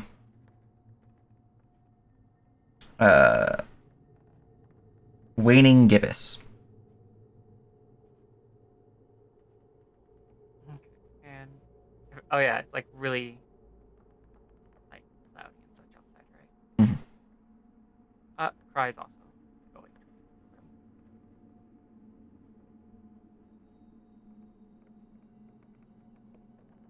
How far after me do you follow? Like, would I notice you? Probably. Uh, Lunara would stop at the top of the stairs. I just need the small one. You're not the only one that wants to keep them safe. And as far as I know, your only advantage in stealth is being able to curl up in the corner behind a good book. You're a liability. You know nothing of me. We met days ago. Don't presume to know who I am. Oh wait, yeah, that's right, I don't know you. Wait, yeah, I do! You guys are both of the same faction. Yeah, we've met a few times. I fucked with your maps. You remember? Yeah, I but not didn't like just meet you a few days ago. I can see it definitely with just being more like you guys are aware of each other and not so much as you're well known with each other. we weren't friendly, and she wasn't really on like speaking terms with most people there. Cry was very much a So more closed like off person. passing and known.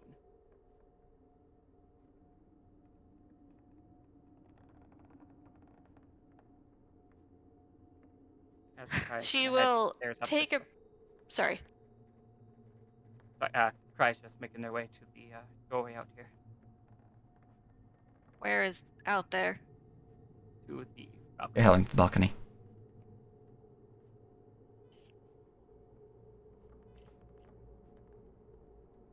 Right,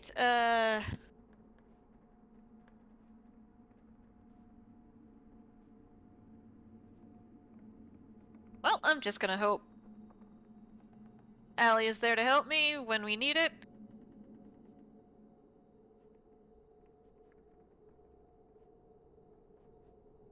Every time I think I've got those two figured out, someone has an outburst, and I just become more and more confused. She will walk downstairs. All right. Anyone else going out of the room?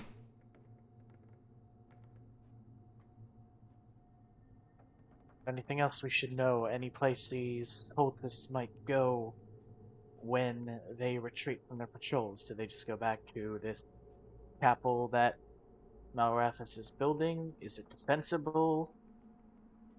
If we go there and start trouble, are there going to be innocent townspeople that are going to be used as collateral outside of those persons we can assume are missing? So you were AFK when I said this first. I did mention that if you're going out on the streets, this is just more of an out of character state for it. If you're going out on the streets, you're gonna be ready, prepared for combat, essentially, and be careful about harming the townsfolk. They may not know what they're doing. Okay. Well then I'm just gonna look at these two and go, did she want us to go out? Or is she trying to, I assume she's trying to be sneaky? Obviously, she doesn't want us to join her, but I don't think she really has a full say in things.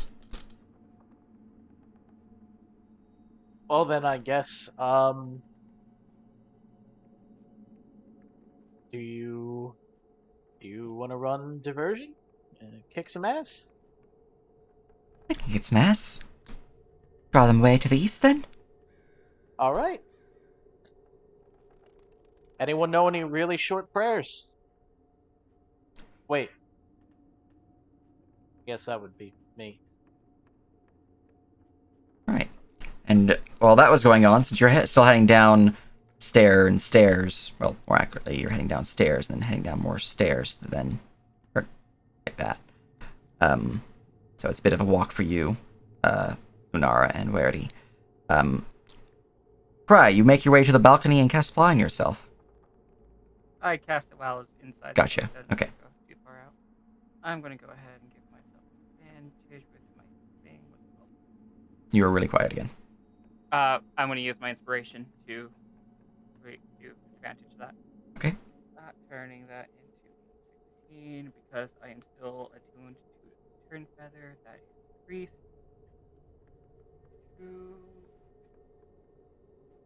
Remember, your mic is directional. It is. Mhm. 6. So that is 3 more. 3 more. Okay, so a 19. As you make your way to the balcony, you would immediately see the area around you is, well, it's fairly dark. The night is certainly fallen, and the forest itself is already a darkened forest. It seems to have a supernatural aura of shade to it. You can roll me a perception check.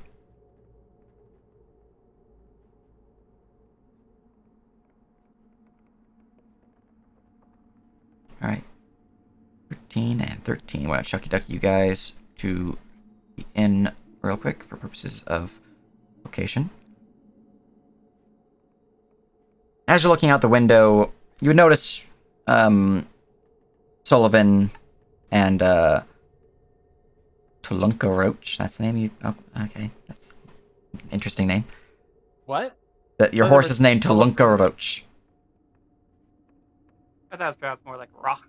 But yeah, Tulunka Roach. That could be that, yeah. I don't think we named that horse. I didn't think so Named either. horse. Oh, you brought Atticus. Okay. I That's- did. It's my That's fine, our horse. fine steed horse. Yeah. Alright. Oh, Tulunka Roach, then. Alright. I was like, I remember seeing it horse before, and I was like, that's a new name. Alright, anyways. You would see your mounted or mount companions down below within the stables, just, taking a snooze. You would also notice shadows within the edges of town, but nothing really beyond that.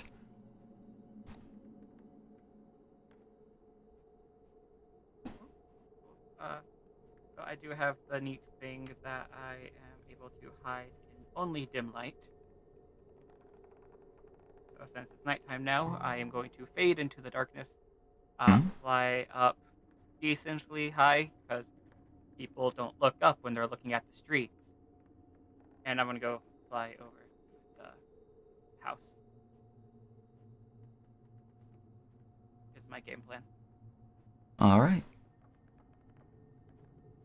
Well, you would begin flying your way westward. And a fly speed of 60, so you'd be able to get there with one turn. You'd have to move at half speed, though, because you were, stealthing. So, fly your way over here. I'm going to roll some checks. Actually, I'll give you the first couple rounds, just them rolling with passives. So, with disadvantage, because, you are correct that people do not tend to look up. And we'll change from there. As you continue flying,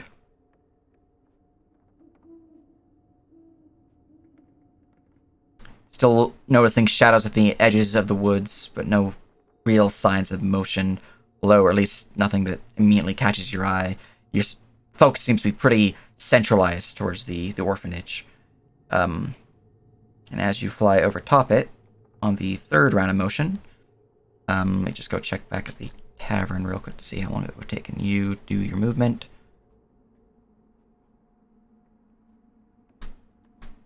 Both me and Wary are pretty fast, aren't we? Where he is. I don't know about you. I have 40 foot. I am faster than your average bear.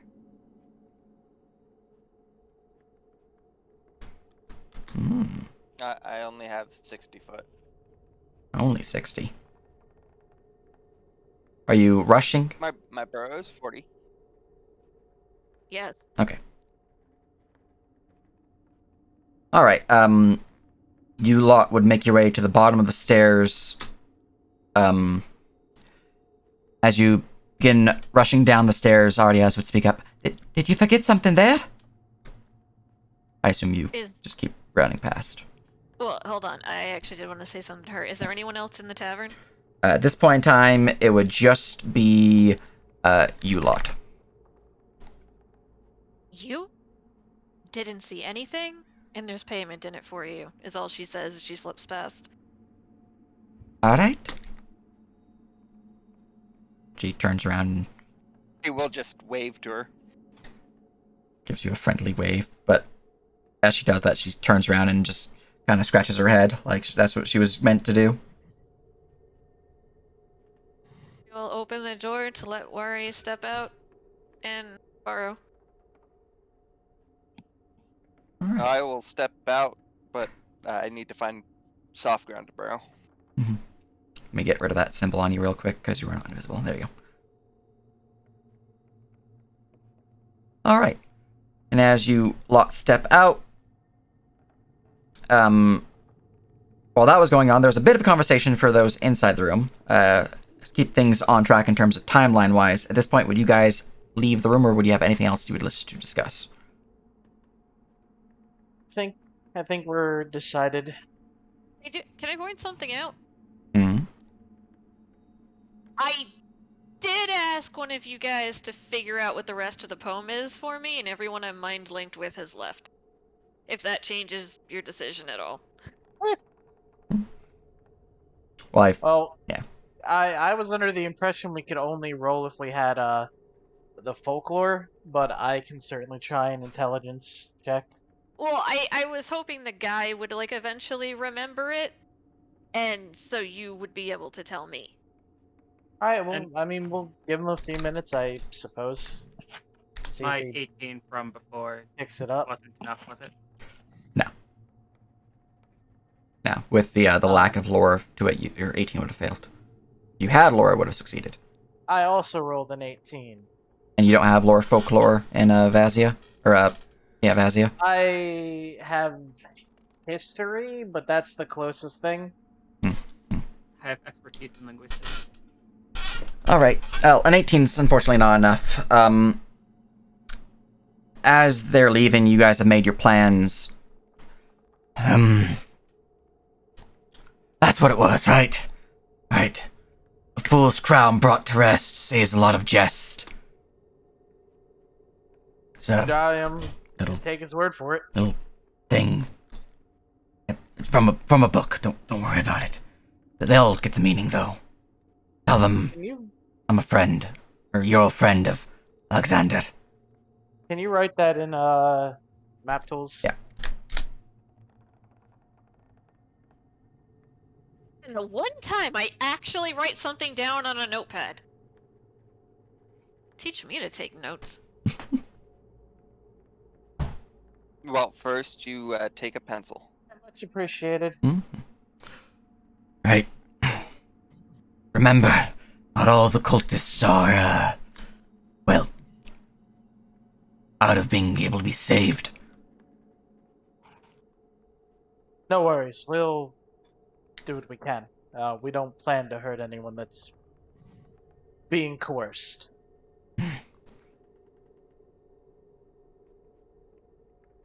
He'll give a nod, and you'll see him kind of look to the side, grab at a blade, and just in case, if you need anywhere to fall back to, we'll be back here on the ground floor if you need any aid. I think it's best Right. for now Sounds to good. maintain my cover, though. They still Sounds trust good. me. Alright. And as that conversation goes, some more time passes and we'll go back on over to the village map. I'm going to roll a couple checks. As you two lunge through the doorway, or walk through the doorway, either way, are you stealthing or are you just making your way through? For Wary and Lunara. I'm stealthing. Is outside of the doorway considered soft ground for Wary? Not directly outside, no, but off path there is. Because, it's a road. Yeah, Yeah. I would stealth either way, because, Mhm. yeah. All I'm right. not gonna Kool-Aid through the door. Well, roll me them stealths.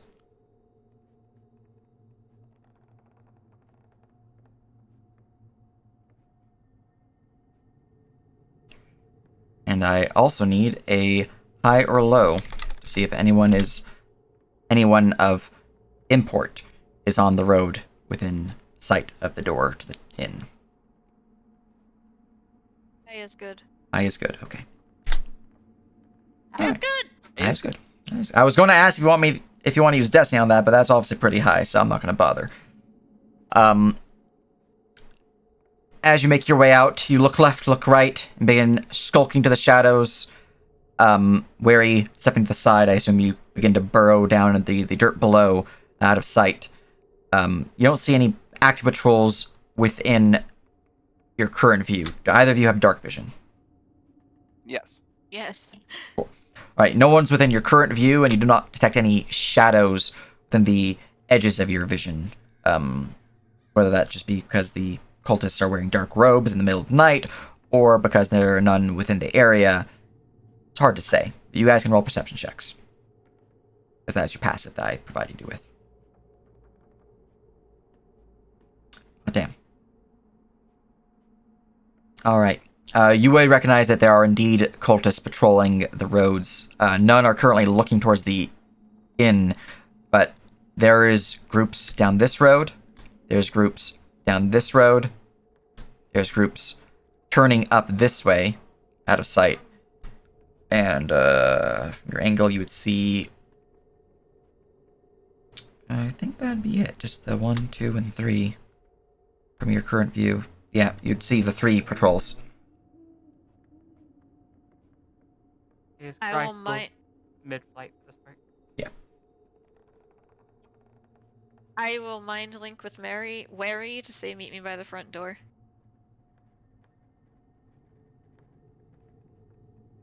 Alright. You get a mental thumbs up.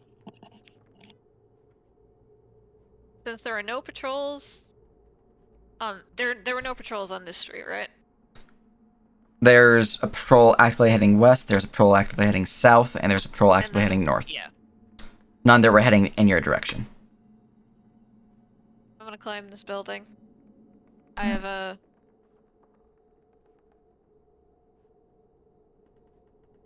Like acrobatics to jump onto it. Roll me acrobatics. Since there is a small alleyway, you could use acrobatics to use it. Otherwise, it'd be athletics normally to climb. But with a small alleyway, you could use acrobatics. And I also need to look around the area to see if there's patrol in that area. You might notice. Okay. You begin to jump from edge to edge, and you then feel yourself slipping and fall to the dirt below. A 10 is not enough.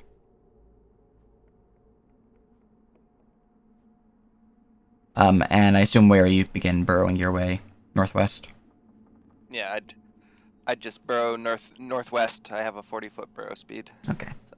So, Sage, I assume this building is lower than this one? There, Just based on the fact that you said this building was lower than these? yeah. Alright. I will try again, I guess. All right.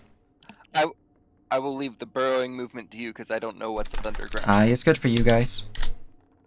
All right. While you are jumping once again upon the building, this time you manage to make the last step and pull yourself up to the top of the roof here. It's a little precarious. How heavy are you?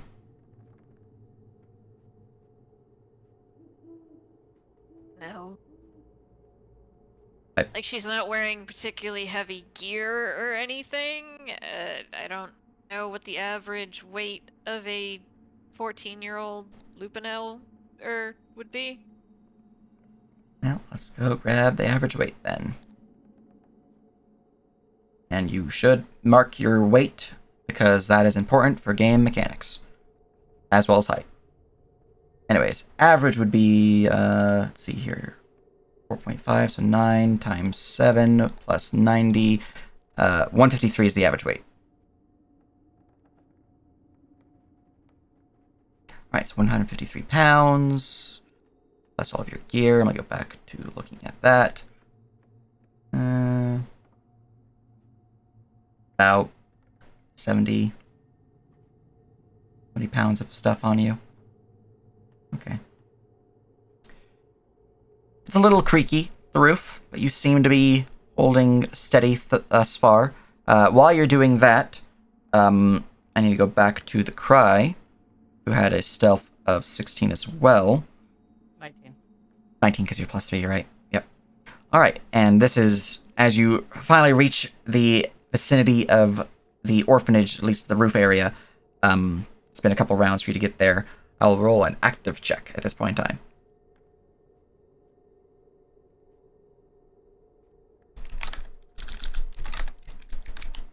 I would like them to kindly go fuck themselves. Let's see here. Anyone else in this patrol of note? No. I have these guys, so I'll roll 2 more of these. Oh boy. I think that they should ignore the flying. I think that if you're rolling for Sky, then you should ask them if high or low is good. Don't let my choices dictate their outcome. I mean, I wouldn't ask you That's for that. check. Yeah, that was perception. Oh, I thought you were making high-low rolls. No, I'm rolling perception because yeah. Anyways, as you're floating over top, roll me your own perception, Sky.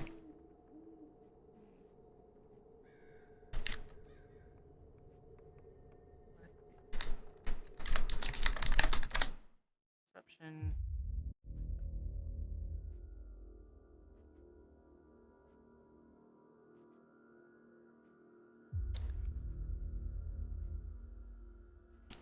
You notice a small gathering of cloaked figures within the clearing here. And then one points up in your direction. Roll me a stealth test.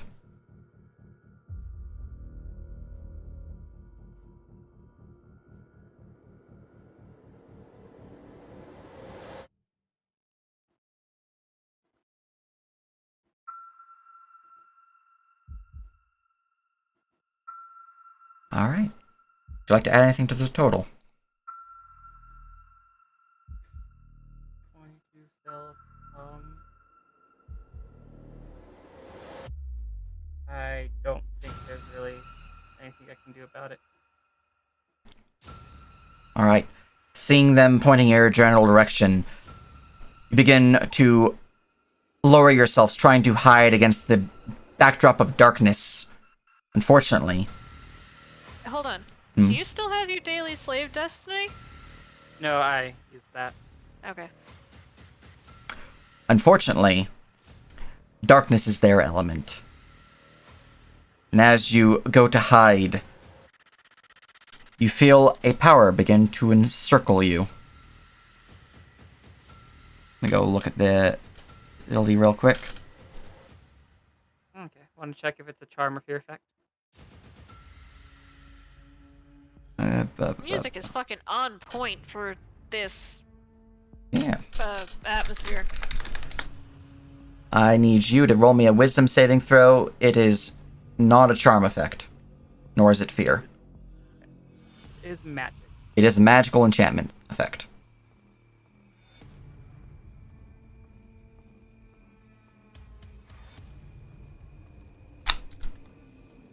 At 17, and do I see the caster? Well, yeah. Yeah, no, let me, go and provide you that.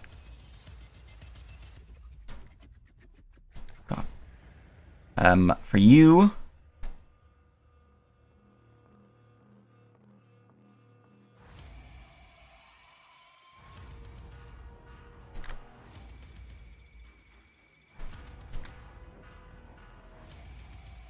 You would have seen the following. This is the caster. As the spell is cast upon you, you feel your body begin to seize up.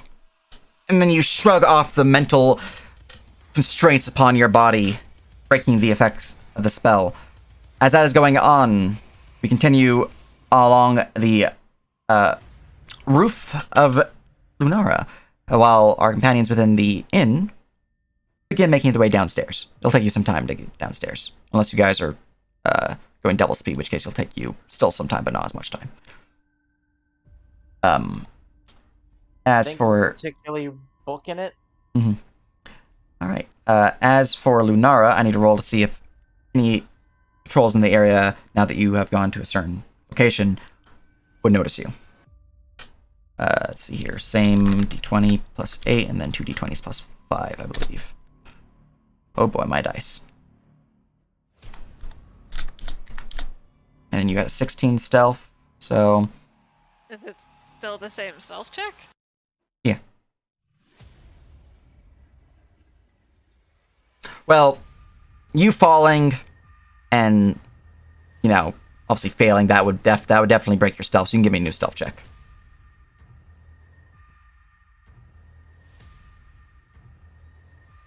Yeah.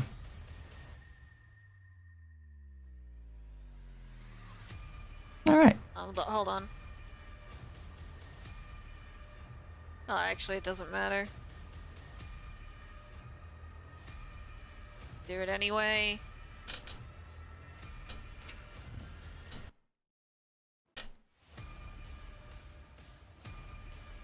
Let me check that I don't have anything else.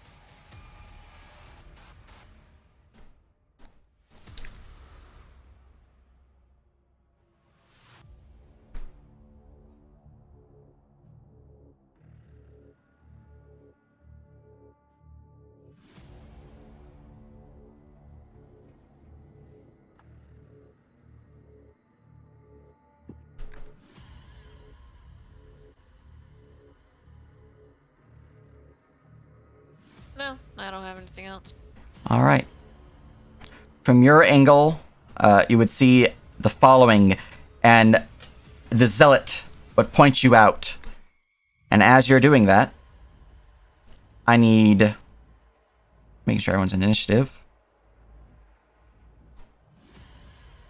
Everyone, roll me initiative. I missed my plus 20 initiative save. Don't we all?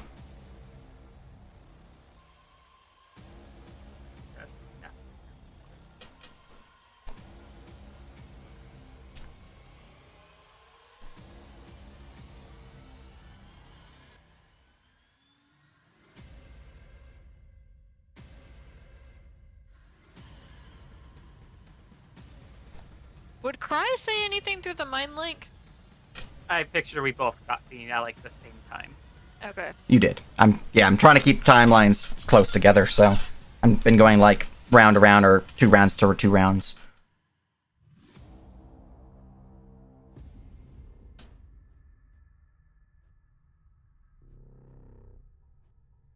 I'm also reading your telepathic mind link thing right now, just to make sure.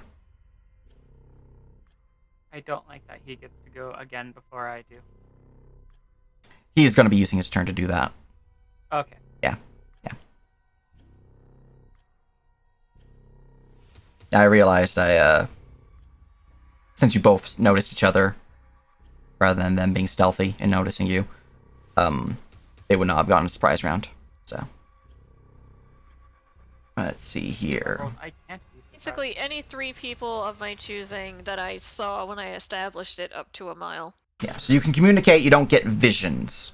So you would not be like, oh, vision of doom. It'd be more of... Yeah. Okay. I'm just making sure it wasn't... You can send, like, full-on, I see everything here, share my vision, which it isn't, so... Alright. That's all covered. Let me go and check this. You guys would have been traveling downstairs at this point in time, so I'm going to grab your guys' tokens. Make sure you guys are properly located.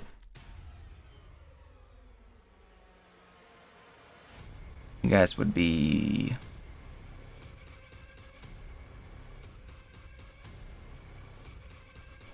Alright. I imagine you'd probably be in the back. There we go. Something like that. Alright. So you guys are on the balcony of the 2nd floor, which overlooks the barn. And, yeah, cool. Now that's everything set up. How far of a jump is it down? It's a 10-foot jump. Hey, you know, I have this fun little spell, you guys, called, Featherfall. Also, since we have an hour, I might as well gain back my missing first level spell slot with Arcane Hoopty Shoops. Arcane recovery, yeah. So, basically, like, they're fighting in this courtyard right underneath us. No.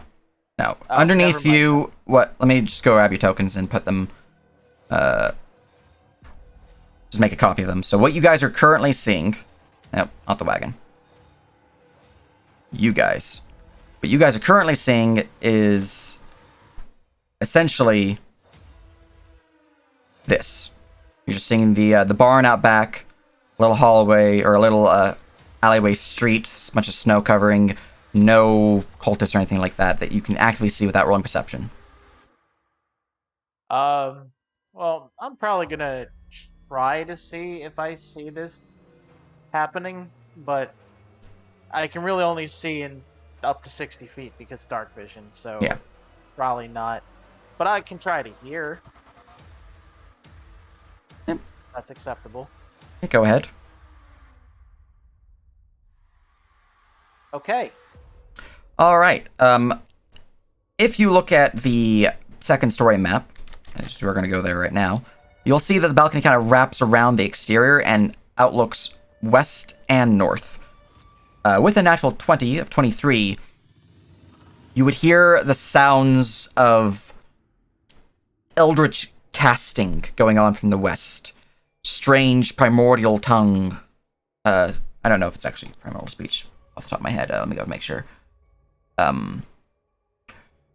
A strange ethereal language is spoken, and you would hear it coming from two different locations. Close by and a bit further off, you then see a pale purple light begin to enwrap a creature within the air far off to the west above the orphanage. And you would see Cry, a creature that was wrapped by this energy, shrug it off. Okay, and can we basically, like, we ran to the end of this balcony, just jump and get a kind of quicker leg up on getting out of here? Alright, that's probably what I'm gonna do. Alright, well, it is your turn now, and you're on the balcony, or you're on this location on the map here. So if you're going to be jumping down, you can do that here. Oh, I can't, like, run across the roof? You can do that. You're not on the roof, you're on the balcony, so if you want to just run that way, you can jump off the balcony's opening there. Okay, I mean, that's what I think I'm gonna do. Alright. And since you're wanting to jump off a 10-foot jump, give me a good old-fashioned athletics check. Well, I'm going to, reaction Featherfall, and Okay. I can get the other two as well. Okay, then you don't need to worry about athletics. Yeah. You jump off and slowly descend, no harm done as you land there upon the ground. And as you land there, you would see that there's some figures that were not previously shown because of the angle that Lunar would have had on them. There you go. That is my, that's my move and my action to sprint. Give me a moment. I'm gonna see. If I cast Featherfall this round, that brings me into only cantrip territory, right? Featherfall is a reaction spell, so you're good. You cannot cast a leveled action spell, as well as a leveled bonus action spell. Unless you're a sorcerer. Okay. I wonder if I'm gonna... might throw something up.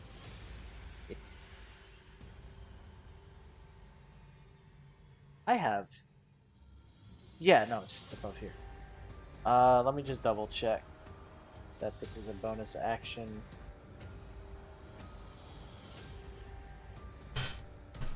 Up to 60 feet, a creature within my range. It is a bonus action, so that works.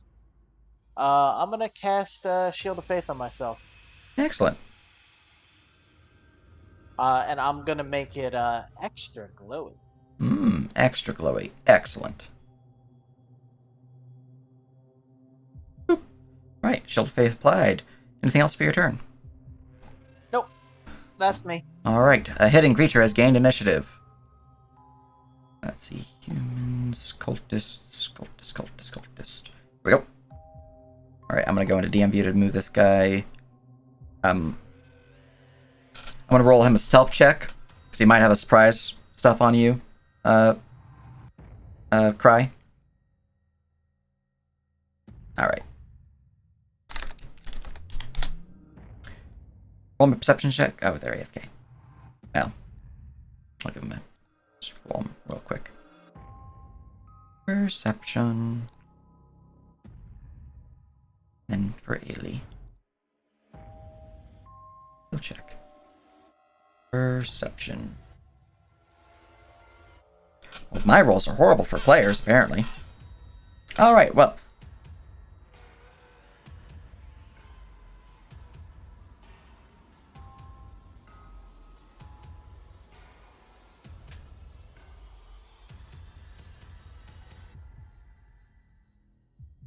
I have to look at something else. These guys are a little bit more complicated when they get a surprise round off.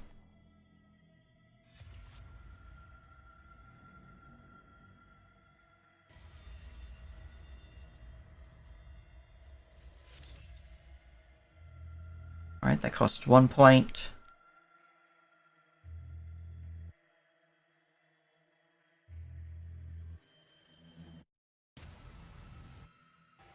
Cool, okay. And I will place those. How many do I have? I get that many. And I can place them. Oh, damn. Welcome back. A hidden creature has gained initiative. I'm checking to see if they had a surprise round against you. Their stealth was 24. Your stealths were 9 and 8 because I rolled horrible for you, apparently. Did you want to add any of those rolls?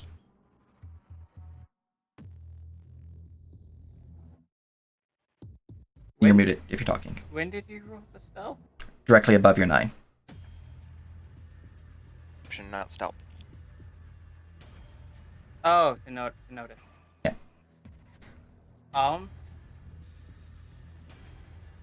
I don't think I have anything I can Alright, well, add. that means they do in fact get their surprise round, which means I have 4 points I can spend for this particular ability, and I can place them anywhere I wish, and I'm going to go and place them in certain locations. Let me just grab the size of this real quick. Here we go.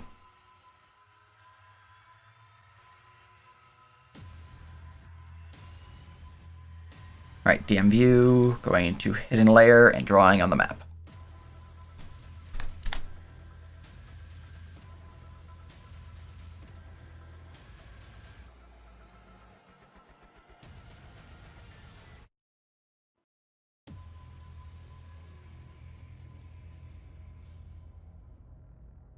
One, two, three.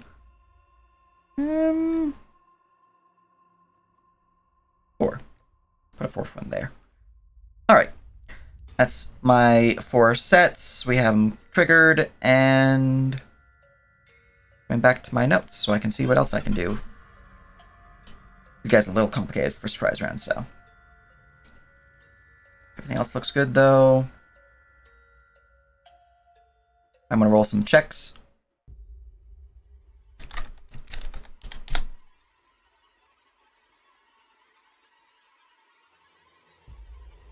I think I failed that.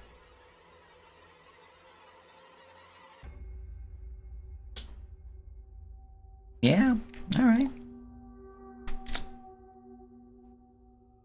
You'd see from the shadows beneath the tree, a man begins to climb up the edge of the building here. They slip a bit, fall back down, then with a bit more effort, they climb up to the edge and are now somewhat beneath you. I'm gonna adjust your elevation real quick. I assume you're about like 20, 30 feet above the roof. I was probably going into a landing on it. Going in for a lane. Okay, so you'd be, at this point in time, you'd probably be a bit more like 20 feet above, 10 feet above. Yeah, probably, I guess. Okay. Flying, elevation would be 10 feet above. Let's do 15 because that's in between the two. There you go. Elevation adjusted on Cry. Alright, and this guy would be at 10-foot elevation now. He has climbed up. And that was his action to do that. and he does have a bonus action.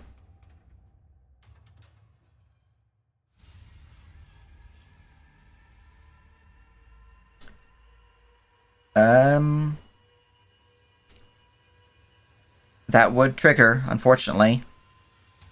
Alright, I'm going to use my bonus action to use Strike the Back.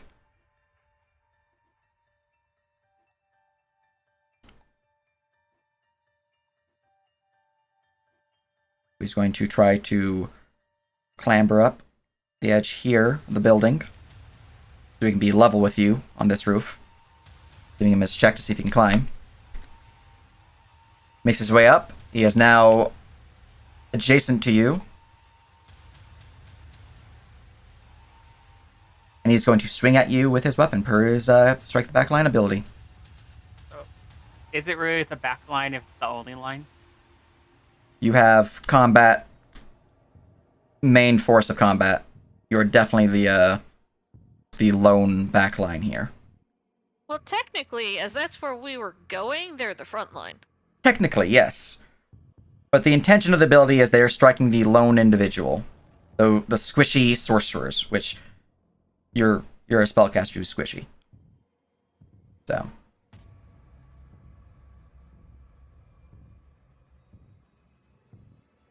Down the line, but he's right. Mm-hmm. Yeah. So technically, this would be like a front line.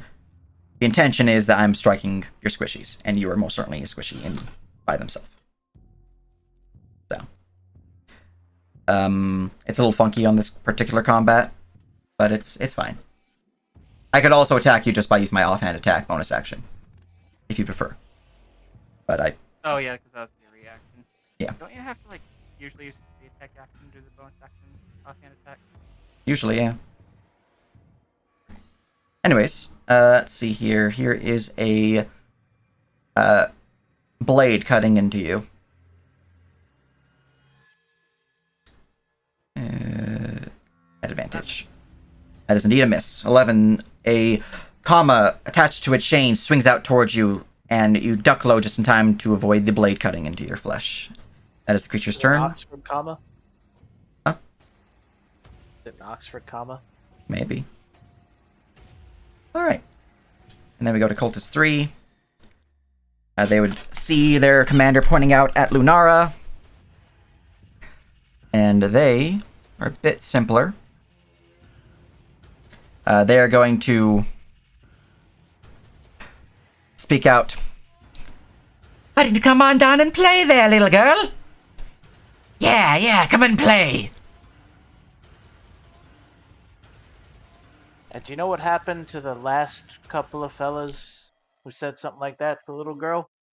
No. Also not little. Ah, shit, we have another here. Spoiler alert. They didn't say anything ever again. Alright.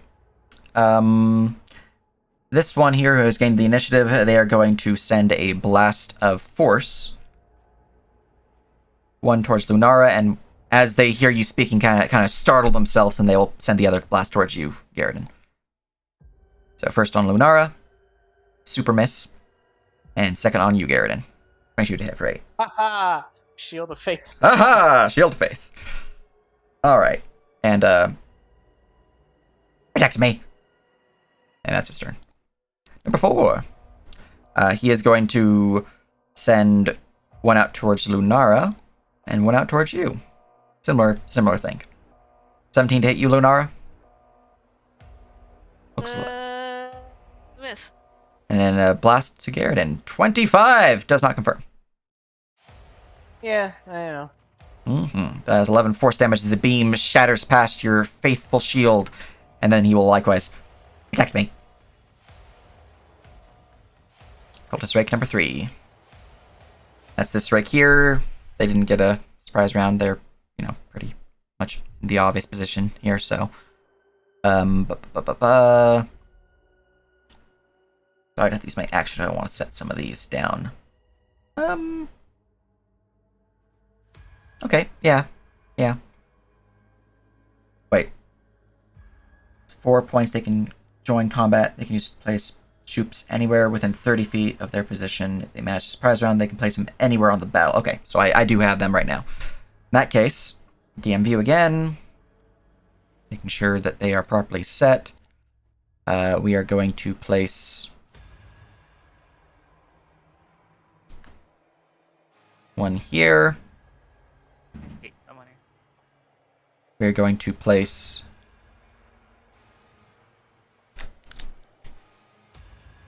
one there, which I believe that one costs 2 points rather than 1 point. Making sure. No, it also costs 1 point unless I make it this one. We'll make it that one. Okay. That's 3 points spent, and then I have 1 point remaining, which I will use to plop right there. Okay. That's all set. He has been determined what he is doing with his free Star of Turn stuff, and he is going to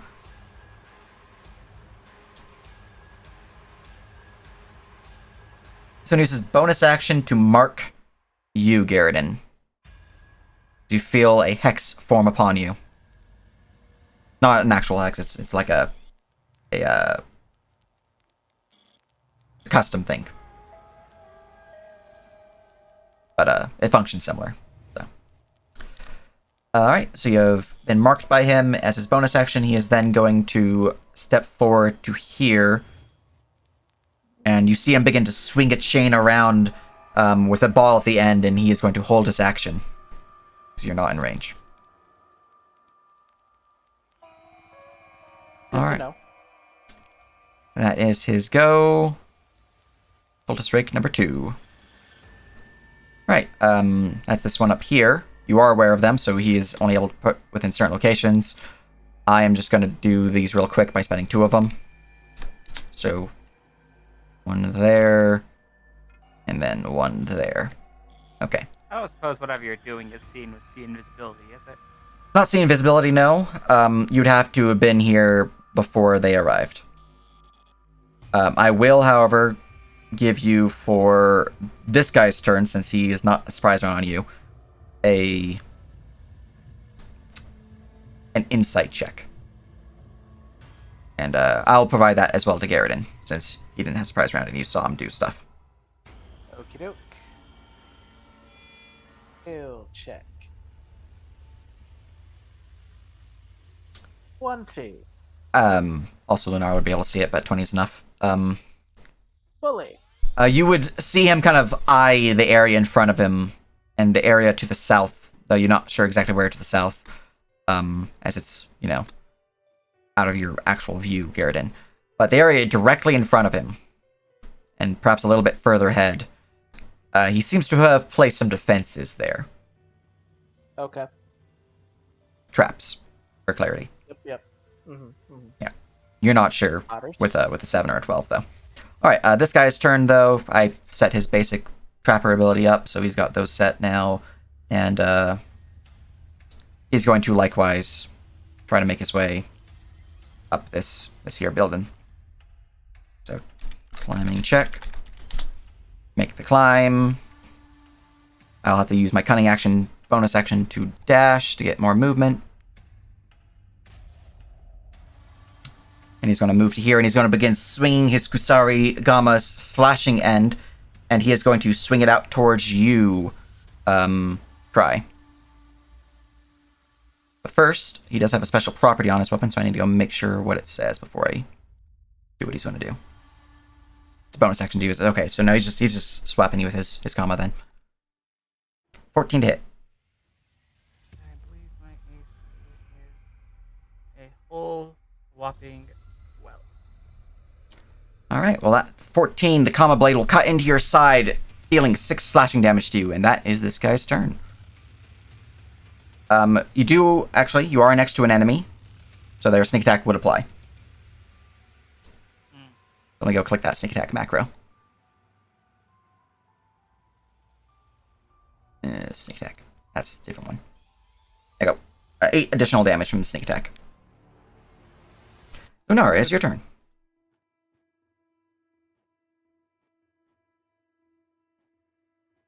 I will speak in the mind link. Well, this went to shit fast. Yeah,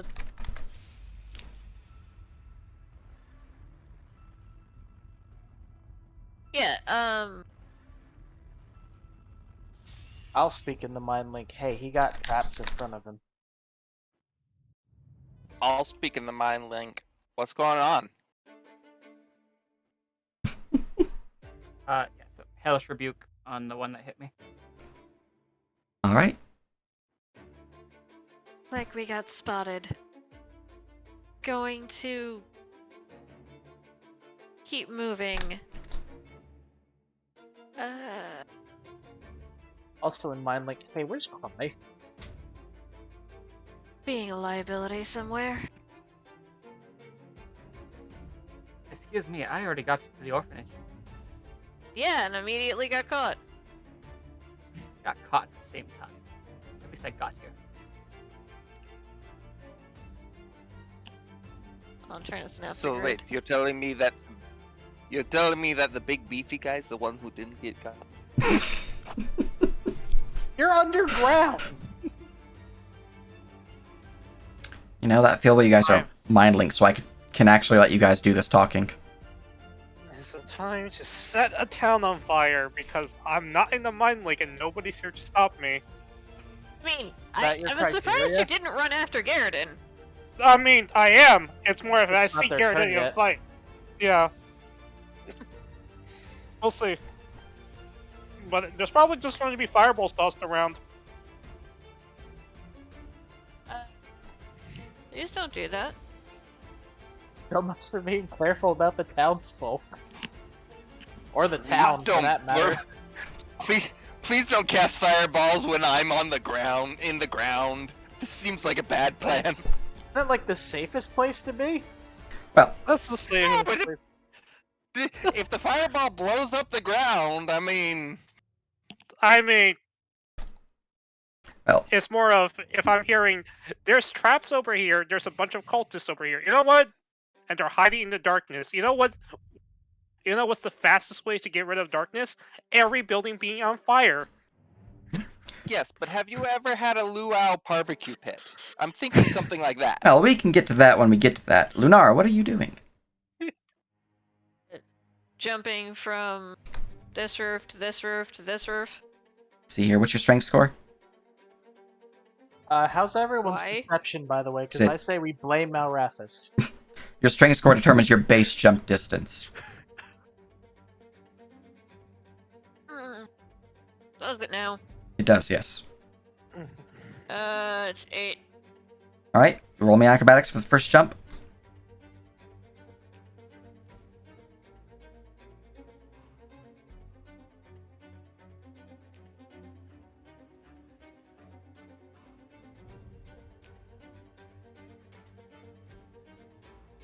All right, easy done, and then jump to this one is you don't need to make a roll because your 8 is enough to get past that, no problem. Alright. I am gonna. That was my first movement. I'm gonna double move.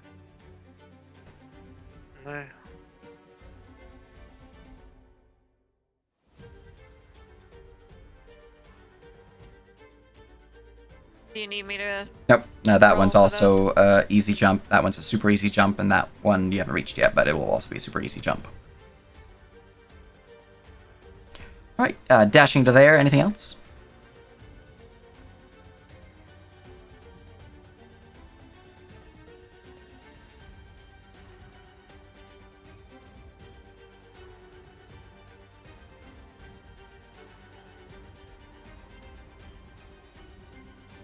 No. All right. From there, we go to the Cultist Zealot, number 2. That's this one here. All right. Now, he doesn't have an angle on you anymore, Lunara. I'm going to get rid of the token in here. Here we go. But he can see Garrison. All right. Let me go bring up his stat sheet in my document rather than on his token because it's easier to read on the stat sheet. Let's see here. I could cast the spell I was going to cast on you. I can use one of his Judgments or Fervor.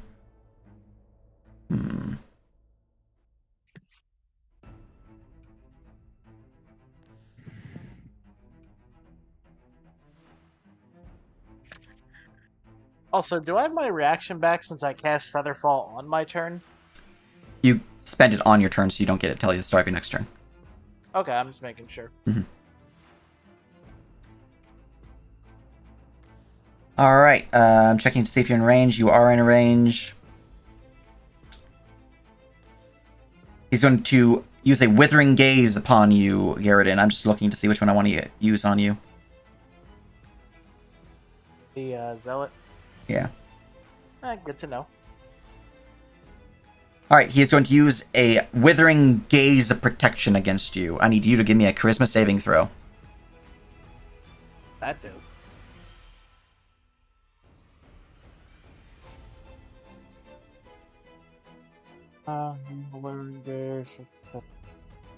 Okay. Charisma saving throw, you said? Yep.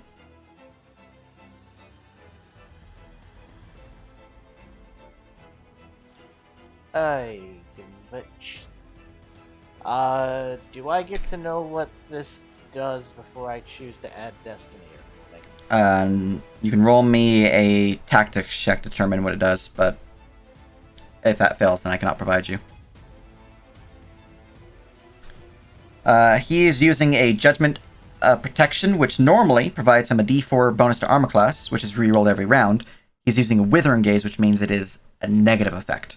In this case, Protection Curse causes the foe to suffer a penalty to armor class equal to the bonus you would normally gain, so you take a D4 penalty every round, which is reset, so you don't take like a D4 plus a D4, it's more of like roll a D4, next round you roll a D4, and that's the new penalty. Yeah, I'll live with it. Alright.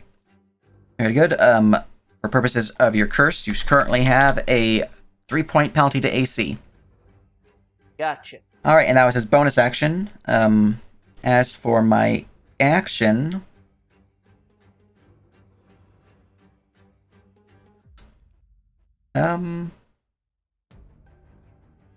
He's going to draw forth his bow with an item interaction. He's going to pull back 2 arrows and fire at you using his extra attack feature. So 2 arrows coming your way. That's just rude, sir. Pew! Pew! Those are both a miss. Indeed.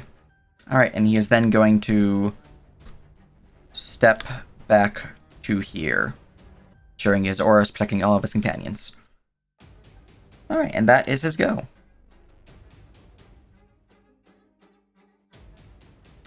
Alright, the other Zealot has gained initiative. He has to use his action to cast the, hold person on Cry. He still has his bonus action and whatnot, though he can use... he is going to...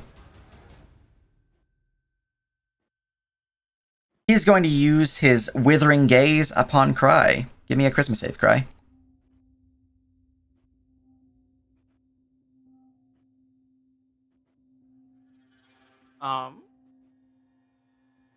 This is a magical effect? It is, yes. Well, Why does everyone have advantaged magical effects this game? Or in my games? It's I don't. on like every race. Is it on every race? Because Yanti. I was on Yanti, but you're not a Yanti, Cry. You're an elf. I swear I had something that gave me... Oh, nope. It was a different vestige that I don't have right now. Okay. I was like, My bad. there's like 4 different groups who all have I this, and I'm like, I'm vestige so against confused. art and Yes, okay. Okay. Um, I'm gonna say, if this group also has, then every group has someone who's resistant to magic in some way. That's a little crazy. This group does have someone. Well, yeah, but I mean, multiple people. I knew you had it. Yeah, I'm not confused about you. Just confused about the elf. But vestiges would make more sense. Okay. That is a fail, though, unless you want to use anything to boost it.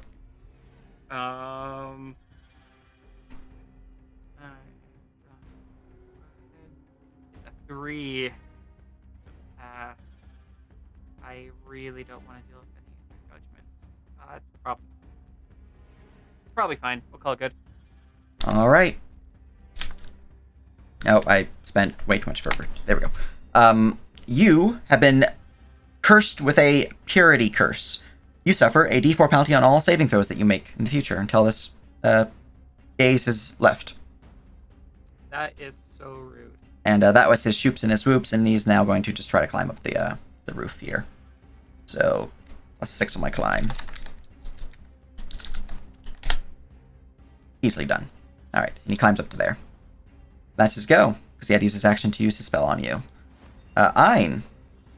Alright, quick question. If Yes. I move, like, 30 feet on this balcony, can I just see down here? Yes. Like, do I have to jump down? You can see Can him. I fireball from here? You can. I have a question for you. What is your alignment? My alignment is chaotic good. Alright. You know Fireball is a heavily flammable spell. There are people living in this town. Would you still cast Fireball? You don't have to worry about your alignment, you just have to worry about if you're going to do it or not. Your alignment may or may not change, depending on your choice. How much do I care about this town after it's kind of been viewing us all suspect? And yes, I know they're victims, but also they're housing cultists who are a danger to the region. I feel like you're asking Sage how much you could care and you should care. And... I'm asking myself. Yeah, I'm not. Yeah, Oh. that's not a question I'm answering, so they can. Yeah, that's how much would I care? Mhm. Also, my friends are in danger.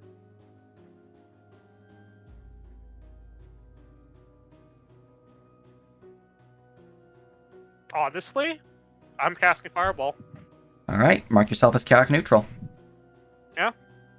That's actually probably closer to where I am. Yeah, I mean, that tracks. Well, set up your Fireball.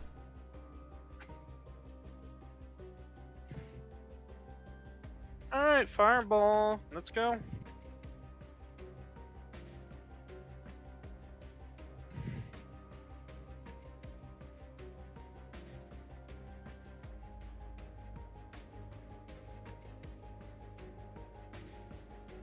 Uh, 20 feet radius.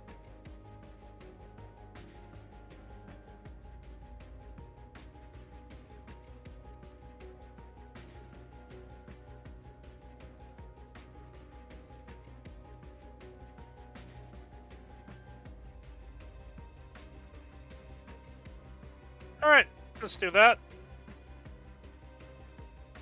Alright, and roll me up that damage, and what's your DC? 16. My DC is 16.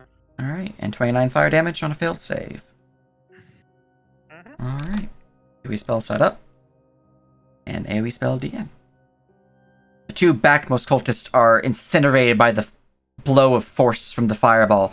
The rakes are injured. One takes the brunt of the flame, and much of their clothing is singed away. You can see their flesh beneath the clothing is heavily scarred and tattooed in runic symbols. The zealot seems injured, but their steely gaze looks towards you. And as you're noticing this, the buildings begin to light in fire. Does it reveal the ones in hiding? Those are the Or ones that trying to use the they darkness? they were using the building that Lunara could not see, because they were Okay. against the edge, so that's why she could see them. Okay. Yeah. And does it destroy the traps here?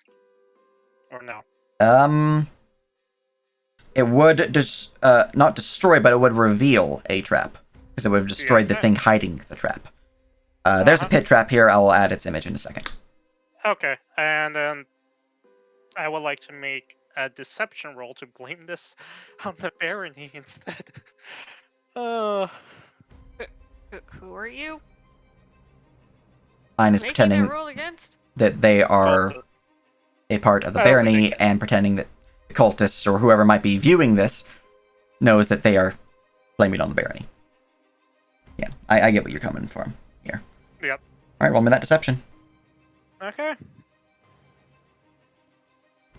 Need to go to DM view and pull up my fire table. Oh, that's a natural one. Not very convincing. Yeah. I mean, I mean, there's some fervor to your voice. It seems. I mean, you're definitely bloodthirsty enough to be part of the barony, but you know.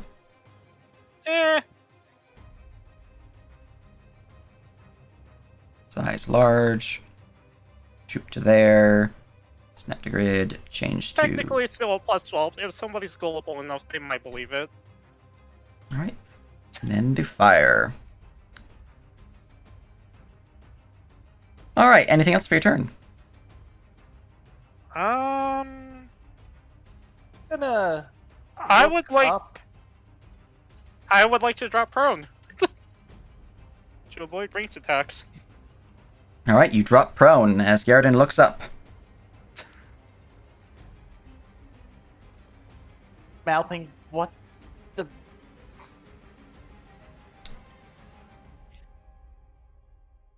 Love the big question mark that appeared. It should Look. turn into an actual image soon. Look, it's been a stressful day. All right, scrolling down. Got I had a gold for every time you burned a town down. I'd have 2 gold, which is not a lot of gold, but it's weird that it's happened twice. Oh, look, last time was 156, okay? I have to say, don't give her credit for my thing. Don't give her credit for my atrocities. All right, and you can get rid I of your just fireball, encouraged her. Aura. We got enough fire there. Look, Let's take. I saved people's lives. All right, and with that, Yep, and Wary. was that's my turn, yep. Yeah, and as for the record, I has saved them from being part of a cult. Yeah, we're Are you sure this is Aline and not Tara? move up I there, though somewhat sure. he'll stop midway going, this ground is warm. Yeah, you'll also feel the vibrations of the fireball's explosion. Maybe not surface there. Yeah, it's fine.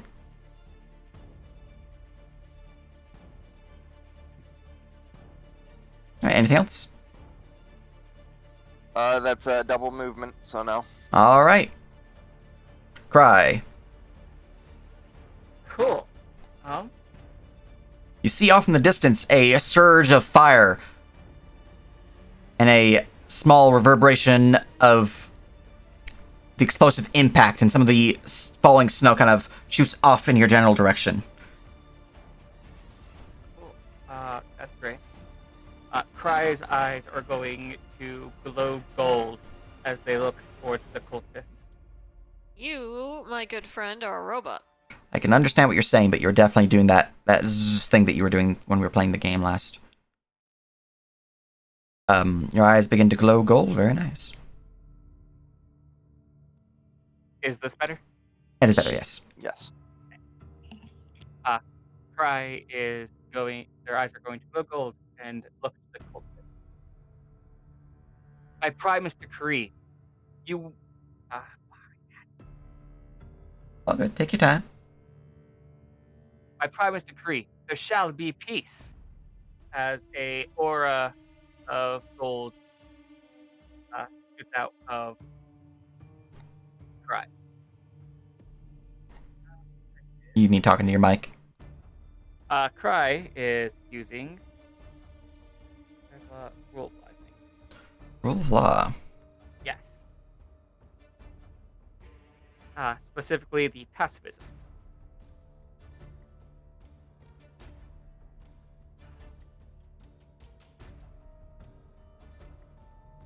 Passive creatures can make only one attack each round. After using this ability, you must wait a long rest before using it again. Alright.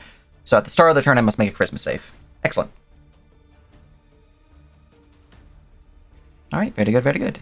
As your action, anything else? I am going to go ahead and my way over here. I guess I'll provoke. Yep. And he is going to cut at you with the blade. 21 to hit for 7. 7 damage. Okay. Flight doesn't require concentration. It does. I'm about. Did you roll it for the other attack damage? Yeah, I did. I got it. Alright, that's pass 2. Very good. I am going to go ahead and roll. I am going to go ahead and roll. Where is it? Well, cast Dragon's Breath on Haley. I am also going. Do you have Aura Empowerment? That is concentration. It is isn't concentration, yes. Okay, I'd like God, to. that would be such a good spell if it wasn't concentrated. Mhm. Okay, since I'm already flying, I'm gonna go land right here, and then cast it. Excellent. All right. You are no longer flying, but you do have a fire-breathing dragon now. I'm able to hellish rebuke that reaction attack, right? I don't suppose you can make it You are. cold breath, because fire. Yeah, that's my plan. Making it cold breath and sending Ailey out that way. So that is Look, if the town's already on fire, it can't be more on fire, can it? It can. It can Could indeed. be more on fire. Ah, what's the entirely harm? be more on fire. I will Whatever. Potato per fire. let you roll that cultist deck save as Yep. Ailey has a 60-foot fly speed. That's actually a fail.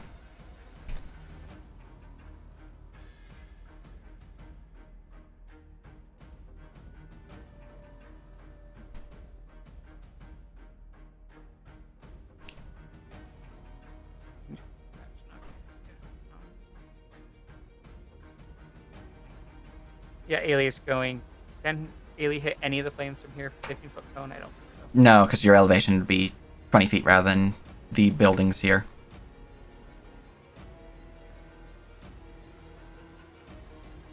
Okay, so Ailey would fly down, I guess. How high do they need to be? 10? They need to be 10, 15 around that area. They can't. Fly down to there on their way over. Very good, very good. And since I can't do it right now, I guess I'm going to move it. Actually, your fire spreads. Ailey is going to ready action to use the ice, the cold dragon's breath if the fire spreads towards them. All right. Very good, very good. I'm just adding them to initiative so I can keep track of that now. All right. Ready to action set. We have a creature gaining initiative. Going to the DM view. From beneath the tree. I'm going to roll to see if they had a decent stealth against you as well.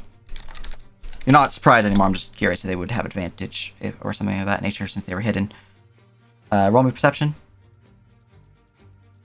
For Cry. Would it be against their passive? Well, they're actively aware of dangers, so normally I would say Only an 11. passive, but yeah. Like if you're just like, ah, la-di-da, there's no threat here, I'm walking along the road, then I'd be like passive, but it's pretty obvious. You guys came here knowing that there's a lot of cultists in the area. I'm not going to take your 7 or whatever passive it is. 9.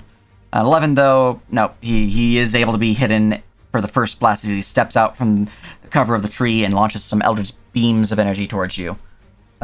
First one's at advantage, second one is just normal.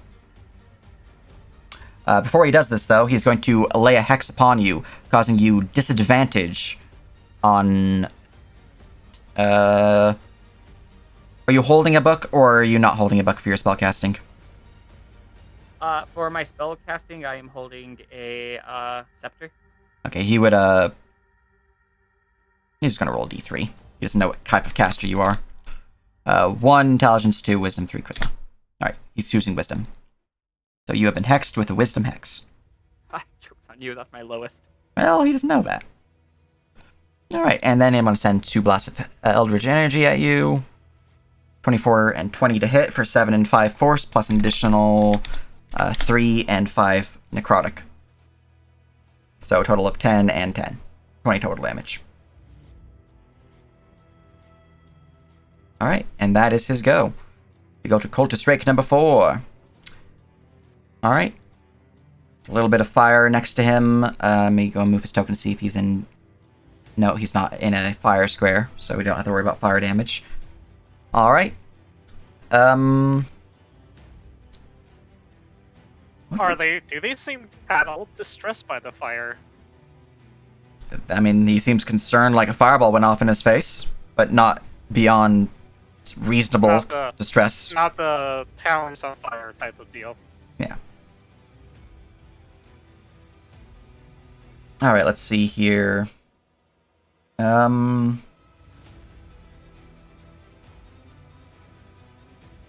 Yep, that would drop. Alright. He is going to run forward.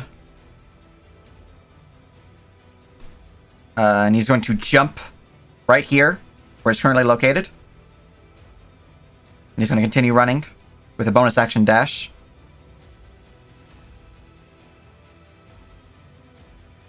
Let's just, let's end here. And he's going to launch a bludgeoning ball from his Kusarigama at you, Garrison. That's a horrible miss. And he's going to continue his movement down. Let's see here, 40 down this way, right there. That's an interesting I thing. saw him What? jump over these spaces. You saw him jump over this space here to this space. So we went jump. Yeah. I am going to. Right, cultist 1. This cultist I'm here. Yeah, I'm going to mark that was the Minesweeper question mark, basically. All right.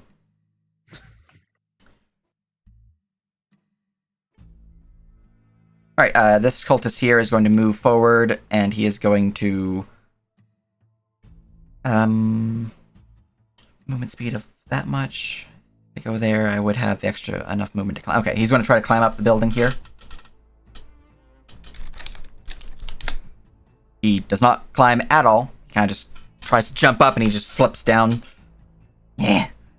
And he'll look towards you, Cry, and he will lay his own hex upon you. Rolling a d3 to see which one he chooses. Wisdom again, and he's going to blast you with 2 Eldritch Blasts. 13 and 14 to hit for 5 and 12, plus an additional 6 and 1, so a total of 11, 13, 24 damage. If both hit. 35 feet away. How rude. Oh. Mm-hmm. Yep, second one takes me down. Alright. As you fall prone, unconscious, on the roof.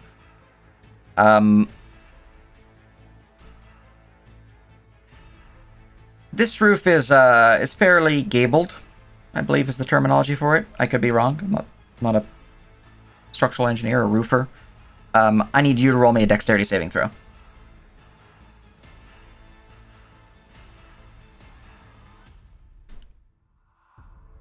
Tumble. As you fall off the 20 feet there and suffer, well, automatic death save because you're, already unconscious. 1 death fail. Not actually the worst. Not the worst. Wary, Now, Larry can see this. you feel a strange thump in that location. Through your tremor sense. Alright, and that is the cultist's turn. We go to Garrison. Hold on real quick. Do I feel the mental connection snap because they pass out? Yes. Okay. Lunara as a free action will say cries down because Lunara wouldn't think she just severed it. I just realized I never rolled initiative for Ragna, so I'm gonna have her take initiative twice this round, but rolling for now. Carry on, Garrison. Do you roll my armor class reduction now, or... You might as well roll it now. It seems easier to do it on the start of your turn. Alright, let's see here. D4, you have a 4-point penalty this round. Hey. Oh. Where's... Alright, does it look like anyone's in these on-fire-ass houses? Roll me a perception check.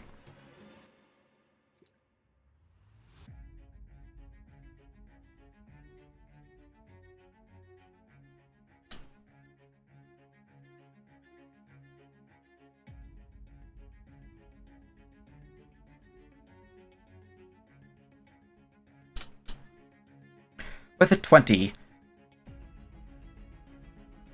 you can't tell, because the angle would really work from any doorways or the windows that might be visible for you fully, But judging from the fact that there's like no boards or anything like that on the doors or windows or anything implying that the place is derelict, you can assume that there's probably people inside. The fire, however, as you're noticing, while it is there and it will spread, it is not spreading at the same veracity as one would expect due to the snow and the moist nature of the roofs. So I will be rolling for spread, it just won't be spreading at full speed. Can't help them if I fall into a fucking pit.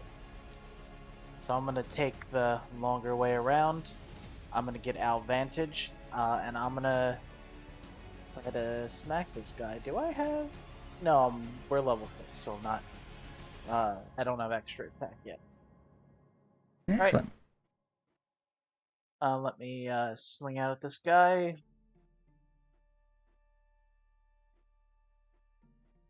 Alright, and I'm gonna take my Elven advantage attack.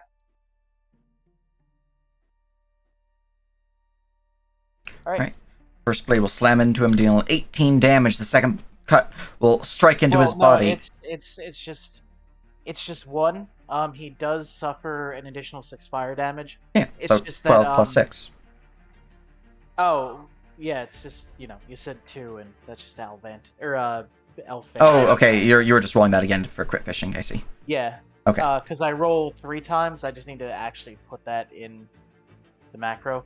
But, Excellent. I'm looking at this guy, and I kind of want to end this fight quick, so I'm gonna, just give him a nice paladin smite. Excellent. Second level spell. Sending this man to hell. Because I'm pretty sure he's not a nice person. Although I can do non-lethal, which, I mean, fuck it, why not?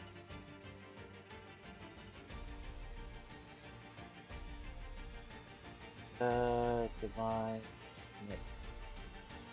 8. Unless he's some sort of undead or fiend. He's human. Alright, well, 15, non-lethal. Alright, the surge of divine energy courses through his body and seems to cleanse his mind momentarily of the corruption of this cult as he falls unconscious. Cool. Alright.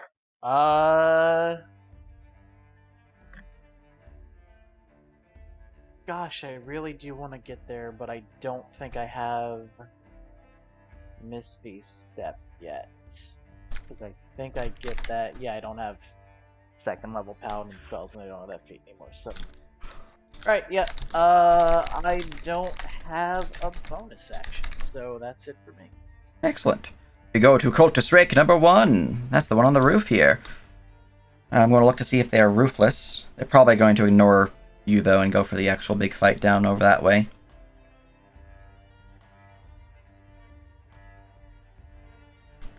Even better.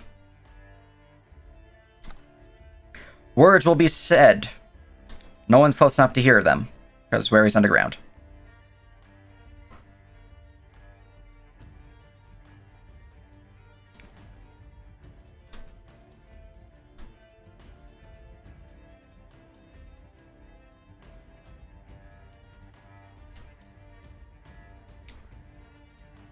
Let's see, I have a +2.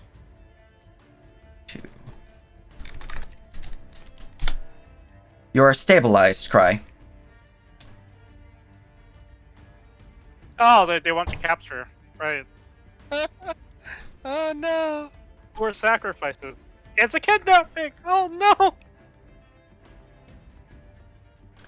Cultist I Rake can't 3. believe they would do that. You did not trigger the Cultist Rake 3's reaction from his readied action. Unfortunately, you didn't get close enough for him to trigger it. He was hoping you to get close enough to the tripwire, so. Because he was gonna. Yeah, it's fine. Yeah. Anyways, I ruined his plans. you did. He's going to use his action to use Trapsmith. Have you considered, sir, not doing that? He's then going to move.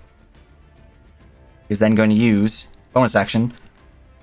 Set trap. Create. Alright. Since no one can see him, I get full ability to just place these where I want. Oh, it's time for another fireball. No, I'm kidding. One. This is 3 points to putting it there. Okay. And that is his action and bonus action. That's all you can really do. We continue to Cultist Strike number 2.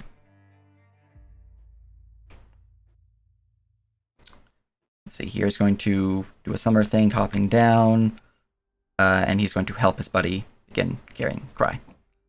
So, with the two of them at the start of number 1's turn, they'll be moving at full speed, since I don't believe Cry weighs a lot.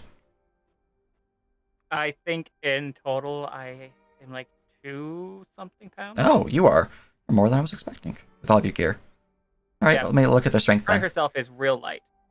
Mhm. Her gear is like 100-something.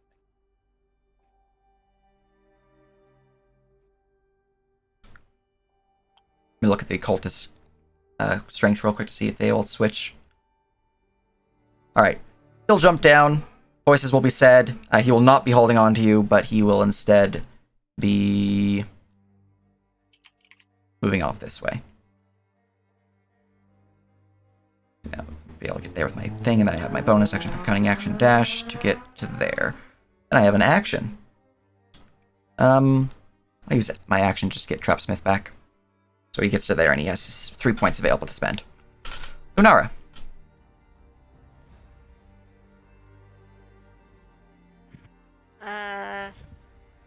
Well, this is a clusterfuck. It is true.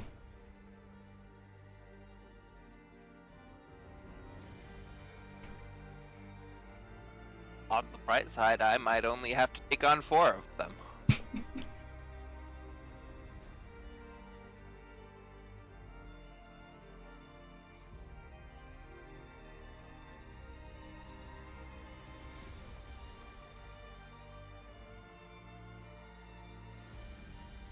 Make an acrobatics check to get here. Go ahead.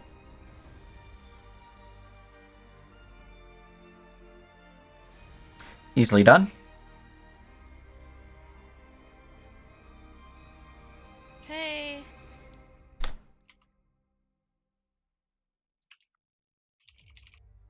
I am gonna drop down and smack this bitch.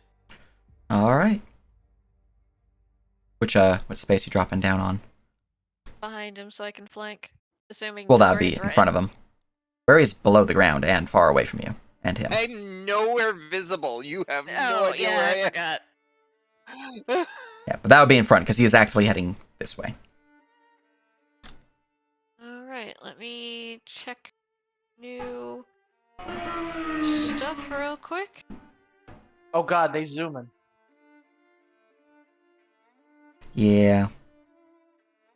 Some people like going zoom down my street because they have tiny peepees. I thought it was. I Oh, thought it someone's was blowing their nose. sound effects for that guy running. No.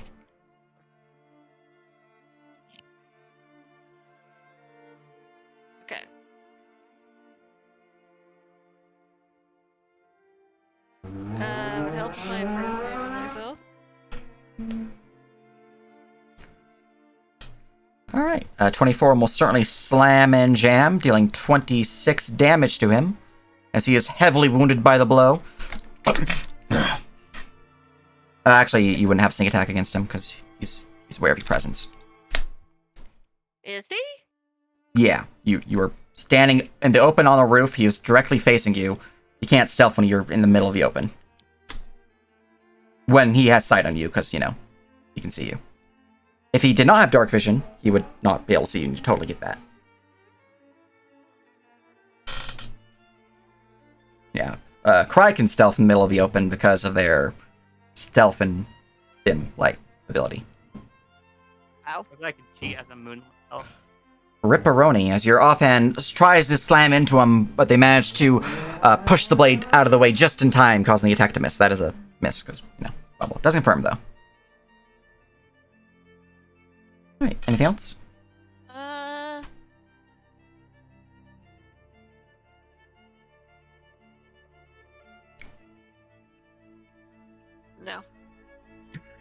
Alright. Cultist Zealot number 2. Let's see, am I in the middle of fire damage? I am in a fire square. Get out of the way. Cultist, you're dead. Alright.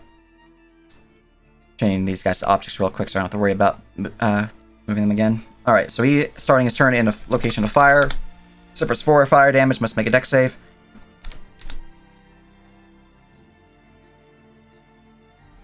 He passes, he's not caught aflame. Let's see here. Zealot does have his ability on you.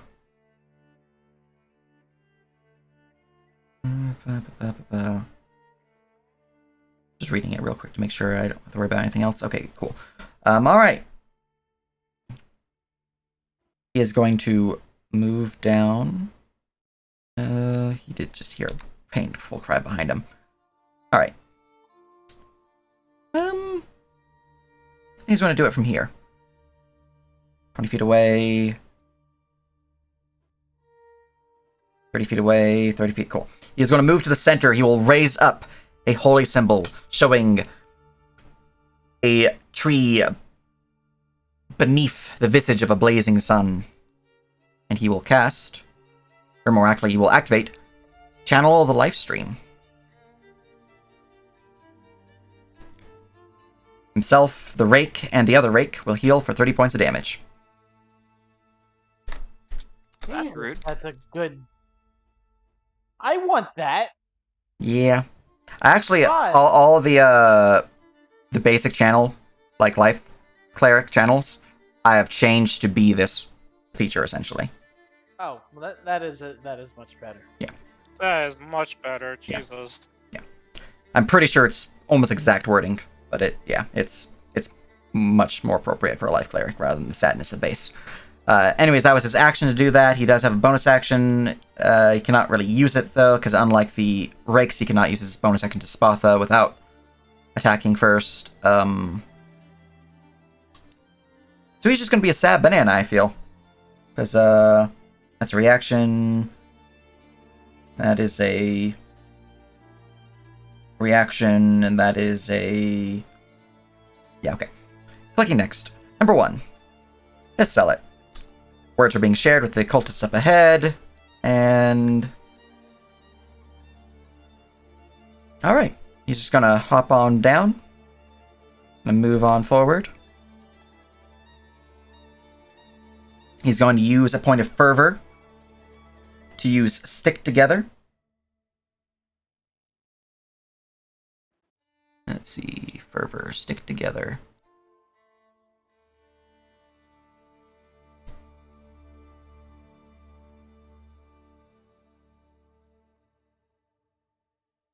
That one's moving 15 feet. This one is moving the full 35. And then the cultist zealot is going to use his...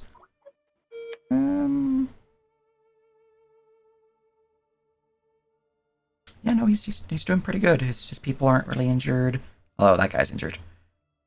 He is going to take a little step down and cast a healing spell on his buddy. Get healed for 9 damage. Alright. From there, we go to Wary.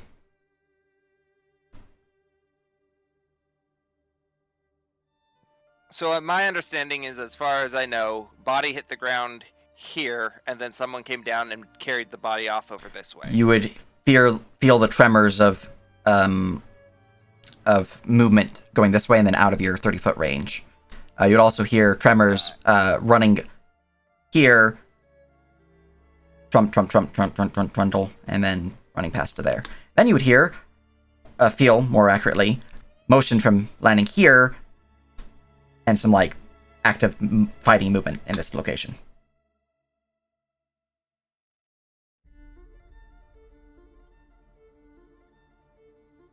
That's a choice. Keep in mind, if it matters, you do know Cry is down. Yeah. And that happened when the thump happened. Yep. Or close to it. That was Alright, a little bit I'm before, gonna- but yeah. I'm gonna go ahead and burst out and head north.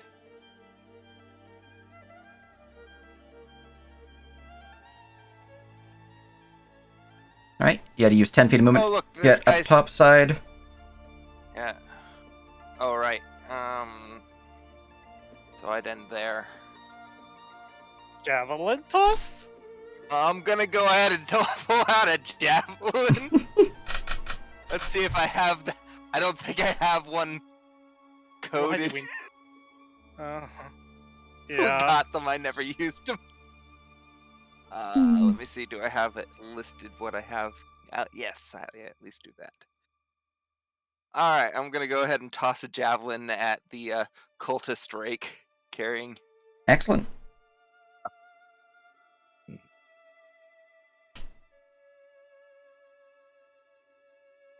Not 1d2 minus plus. Come on. I thought you liked minusing your pluses. I love minusing my. Okay. Javelin goes. Good talk, javelin. Guy looks up. I don't suppose I There. don't suppose I can pull out another and throw it. You have extra attack, or do you have a I do. special quiver for your javelin sheath? Unfortunately, no. No. Yeah. No. There are higher quality sheaths that you can take. I don't remember the proper name, but they let you use an additional item interaction that would let you do so. Yeah. Since they are thrown weapons, not like shurikens or like, they're considered proper thrown weapons. They do require full item interaction to draw.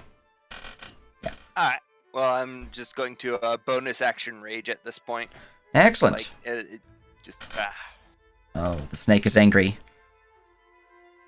Why does it say you have 0 HP, Wary? It does say you have 0 HP. That's weird. You should heal up.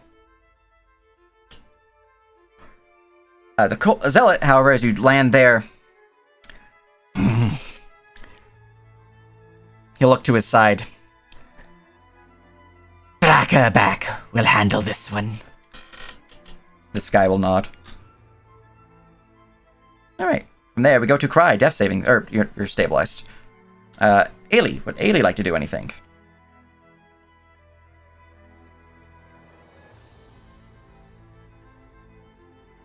Why is...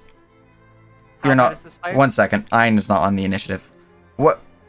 Let me go make sure. Wait, what happened? I apparently deleted the token that I added you to initiative force. The one in the interior. So you have a 13.01. Okay, let me fix this. Like I've been waiting for your turns for me to do this fire spread. All right. Yeah, that was... Okay, you can take your turn. Before that goes, I'm gonna go check to see a fire spread. Rolling a d20. I'm gonna roll twice and take the more favorable result. Depending on how the fire spreads, how Ailey's doing. Both a 14 and an 8 are the fire does not grow this round. So the fire does not grow this round. Cool. That's Ailey. Before Ailey goes, since Ein would technically be going right now, I totally missed them because they're 13, not 7. Ein, you can take your turn. Okay. Standing is half my movement, right? Yes. Okay, so... first things first. Stand. Move. This is still the balcony, right? Like, I don't have to drop down from here?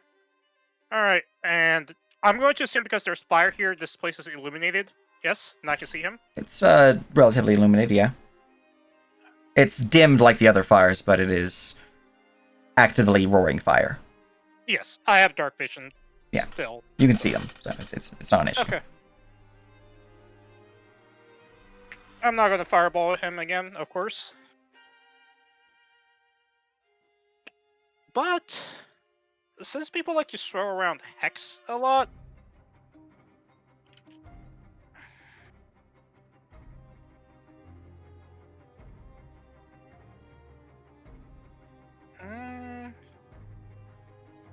hey, I'm using stuff for the first time.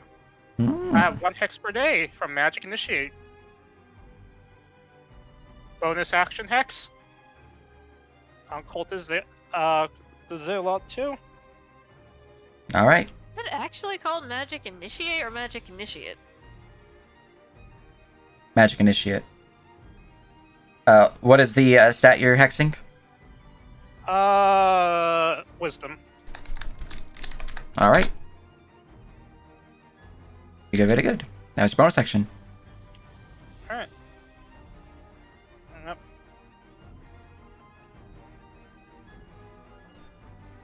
And then I'm going to fire 2 Eldritch Blasts at him. Excellent. Converted to fire damage, of course. Those aren't including the bless. Jesus Christ. You have Bless active right now?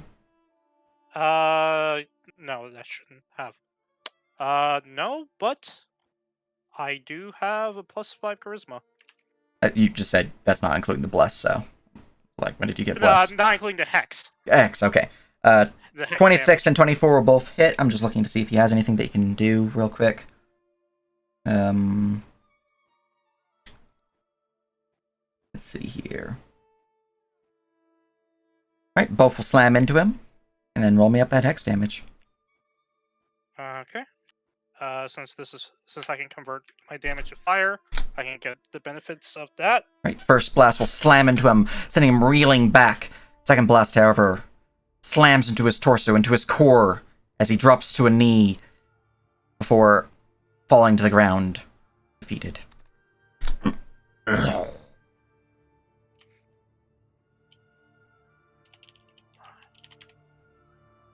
I will get a small wave.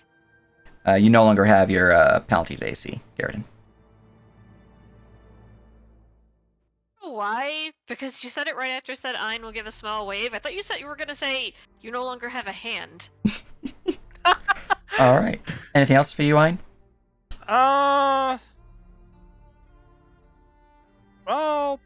I'm just not going to kill the non-lethal person yet. That's all my movement, actually. Wait, yeah? No! Alright. Well, Ailey, Alright. there's nothing else for you. Yep, there's nothing else for me. Cool. Ailey, it is your turn. Haley is gonna go try start putting out fires. Do they have anything that would be beneficial in putting out fires? They have their wings. I don't know how roaring this fire is. Like It's how hard it's not- did it catch? blazing, but it is there. Roll me an athletics check. Do not roll a 1. Because if you do, I will have the fire spread. And then Ailey catches fire. No. Well, unless I roll in that direction, but no. I said don't roll a 1. How did you roll a -2? Oh. I have a -2 strength. Holy shit! You remember that inspiration you have? They used it. Yeah, you said Damn that it! earlier. Well, It's I fine. do- Wait. Just blame it on the cult later. It's the cult's fault for starting a fight in the city. Yeah, what was that? And I'm just gonna look the other way and pretend that's the excuse we're going to give. Okay, yeah, I guess there's nothing I can do to change that. all right. The fire spreads 1 square to the north. Let's see here. DM view, object layer, grabbing some fire images. Let's go with you. Small dragon panic. As the attempt to put out the fire has made the fire worse. Oh god! More fire. Oh, that's their action. They're gonna go back to here and end their turn, I guess. Instead of putting out the flames with the force of your wing beats, unfortunately, Ailey's just too small. And instead of putting them out, you fan the flames, increasing them in size. You're a small dragon, not quite big dragon. Alright, Cultist 2. They are going to move to here, take the grab from their rake buddy, and begin dragging Fry. I don't think they have any bonus action dashes or anything like that, so they are slower than the rake in terms of dragging you. Let me go make sure.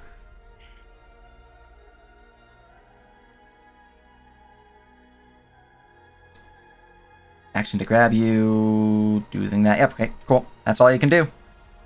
Cultist Rake number 4 is unconscious, just removed from initiative. Ragna, she gets 2 turns because I missed her the first round. She's going to move forward to here. But what have you done? We're trying to help these people, not kill them. Shit, anyways, she's gonna leap over the edge here. Let's see, that was her full first movement, round of movement. Be careful, traps.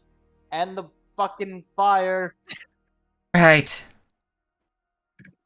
She's going to roll a perception check with her free skill check for the round to see if she can notice any traps. It's probably not the best.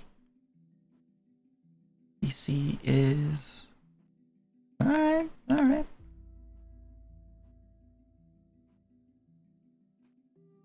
Does anyone tell her to jump? Jump. Yes. Okay, she will. Although I can't really see her, but... I would, Yeah. because we stole that. Alright, she will move to there, jumping over the tripwire, and she will continue movement around the thing there. From this position, she still has 5 feet of movement, and she's going to enter into a rage. She cuts into this rake. 13 will miss, but the 20 will hit, dealing a total of 10 damage. Not to myself. To the creature. Alright, damage applied. And that was her first round. She's then going to use her second round to cut. Oh, I do have like 5 minutes. So I need to go get ready to go watch fireworks. Not worry. Wait, I fireworks? was gonna ask if we could stop at the turn at the. Yeah, we end can of do the that. round. It is 15-minute Yeah. mark, so past the normal end time. Those both misses, unfortunately. Alright. Cultist number 1. Also, what? Fireworks. It's holidays for fireworks aren't until, like, next month. Today's Taylorsville Day. It's a little festival. That is totally a city-based holiday, then, because I have never heard of that. It is a city-based holiday. I mean, it's got the name of the city in it, so, you know, there you go. Anyways, this cultist here is going to cast a spell on you, Ari. It's magical, obviously. Lovely. I believe it's advantage against it, so. Yep. Hey, friend, come on. We're just trying to help her, get her to the hospital. She took a tumble. It's fine. Why don't you join us? You can help protect her from any of the beasties out there. Oh no. He casts Jam Person on you. Again. For Wisdom? fuck's sake! Wisdom save, yes.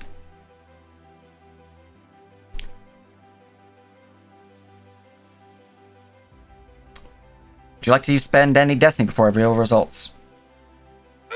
Yeah, I'll go ahead and spend a destiny. Alright. Hey, does he get advantage if I'm also speaking in his mind, telling him not to be a fucking idiot? You don't hear this. I know. He also already gets advantage. He also already has advantage. It was a joke. The advantage is why that wasn't a 6. It's true. Instead of a 15. Alright, with a 19 total, you feel your mind beginning to be ensorcelled by this cultist. And then you look up at him and realize the wounds upon Cry's body is not just a tumble. There's blades. And this guy's blade, the rake, is actually actively dripping with blood. They're lying to you, and you realize they tried to cast a spell on you. You look up and you realize it's that damn Loch Ness monster again. Where's my 350? Anyways, that was my action. I cannot use my bonus action to do any wibbly wobblies with you because it's shoops and the whoops. So, Do they know that the spell is failed, or? yeah, he does. Okay. I mean, yeah. Alright, top of the round, we will call the session there, as this is all sorts of chaotic mess. That Welcome. is a way to describe this. Mm-hmm. Man, all I wanted to do was save some kids. Well, I did warn you guys multiple times, don't go out at night. But we will pick up next time. I almost got there just fine. You did, and then your stealth was beat by my really high roll on accident. Because, fuck The my great thing dice. is, if you guys had just sent Wary, we would have been fine. Hey, Anyways. I got set things on fire Um, after sitting at the end the entire time. We'll see you all next time. Hope you all enjoy the rest of your evening, and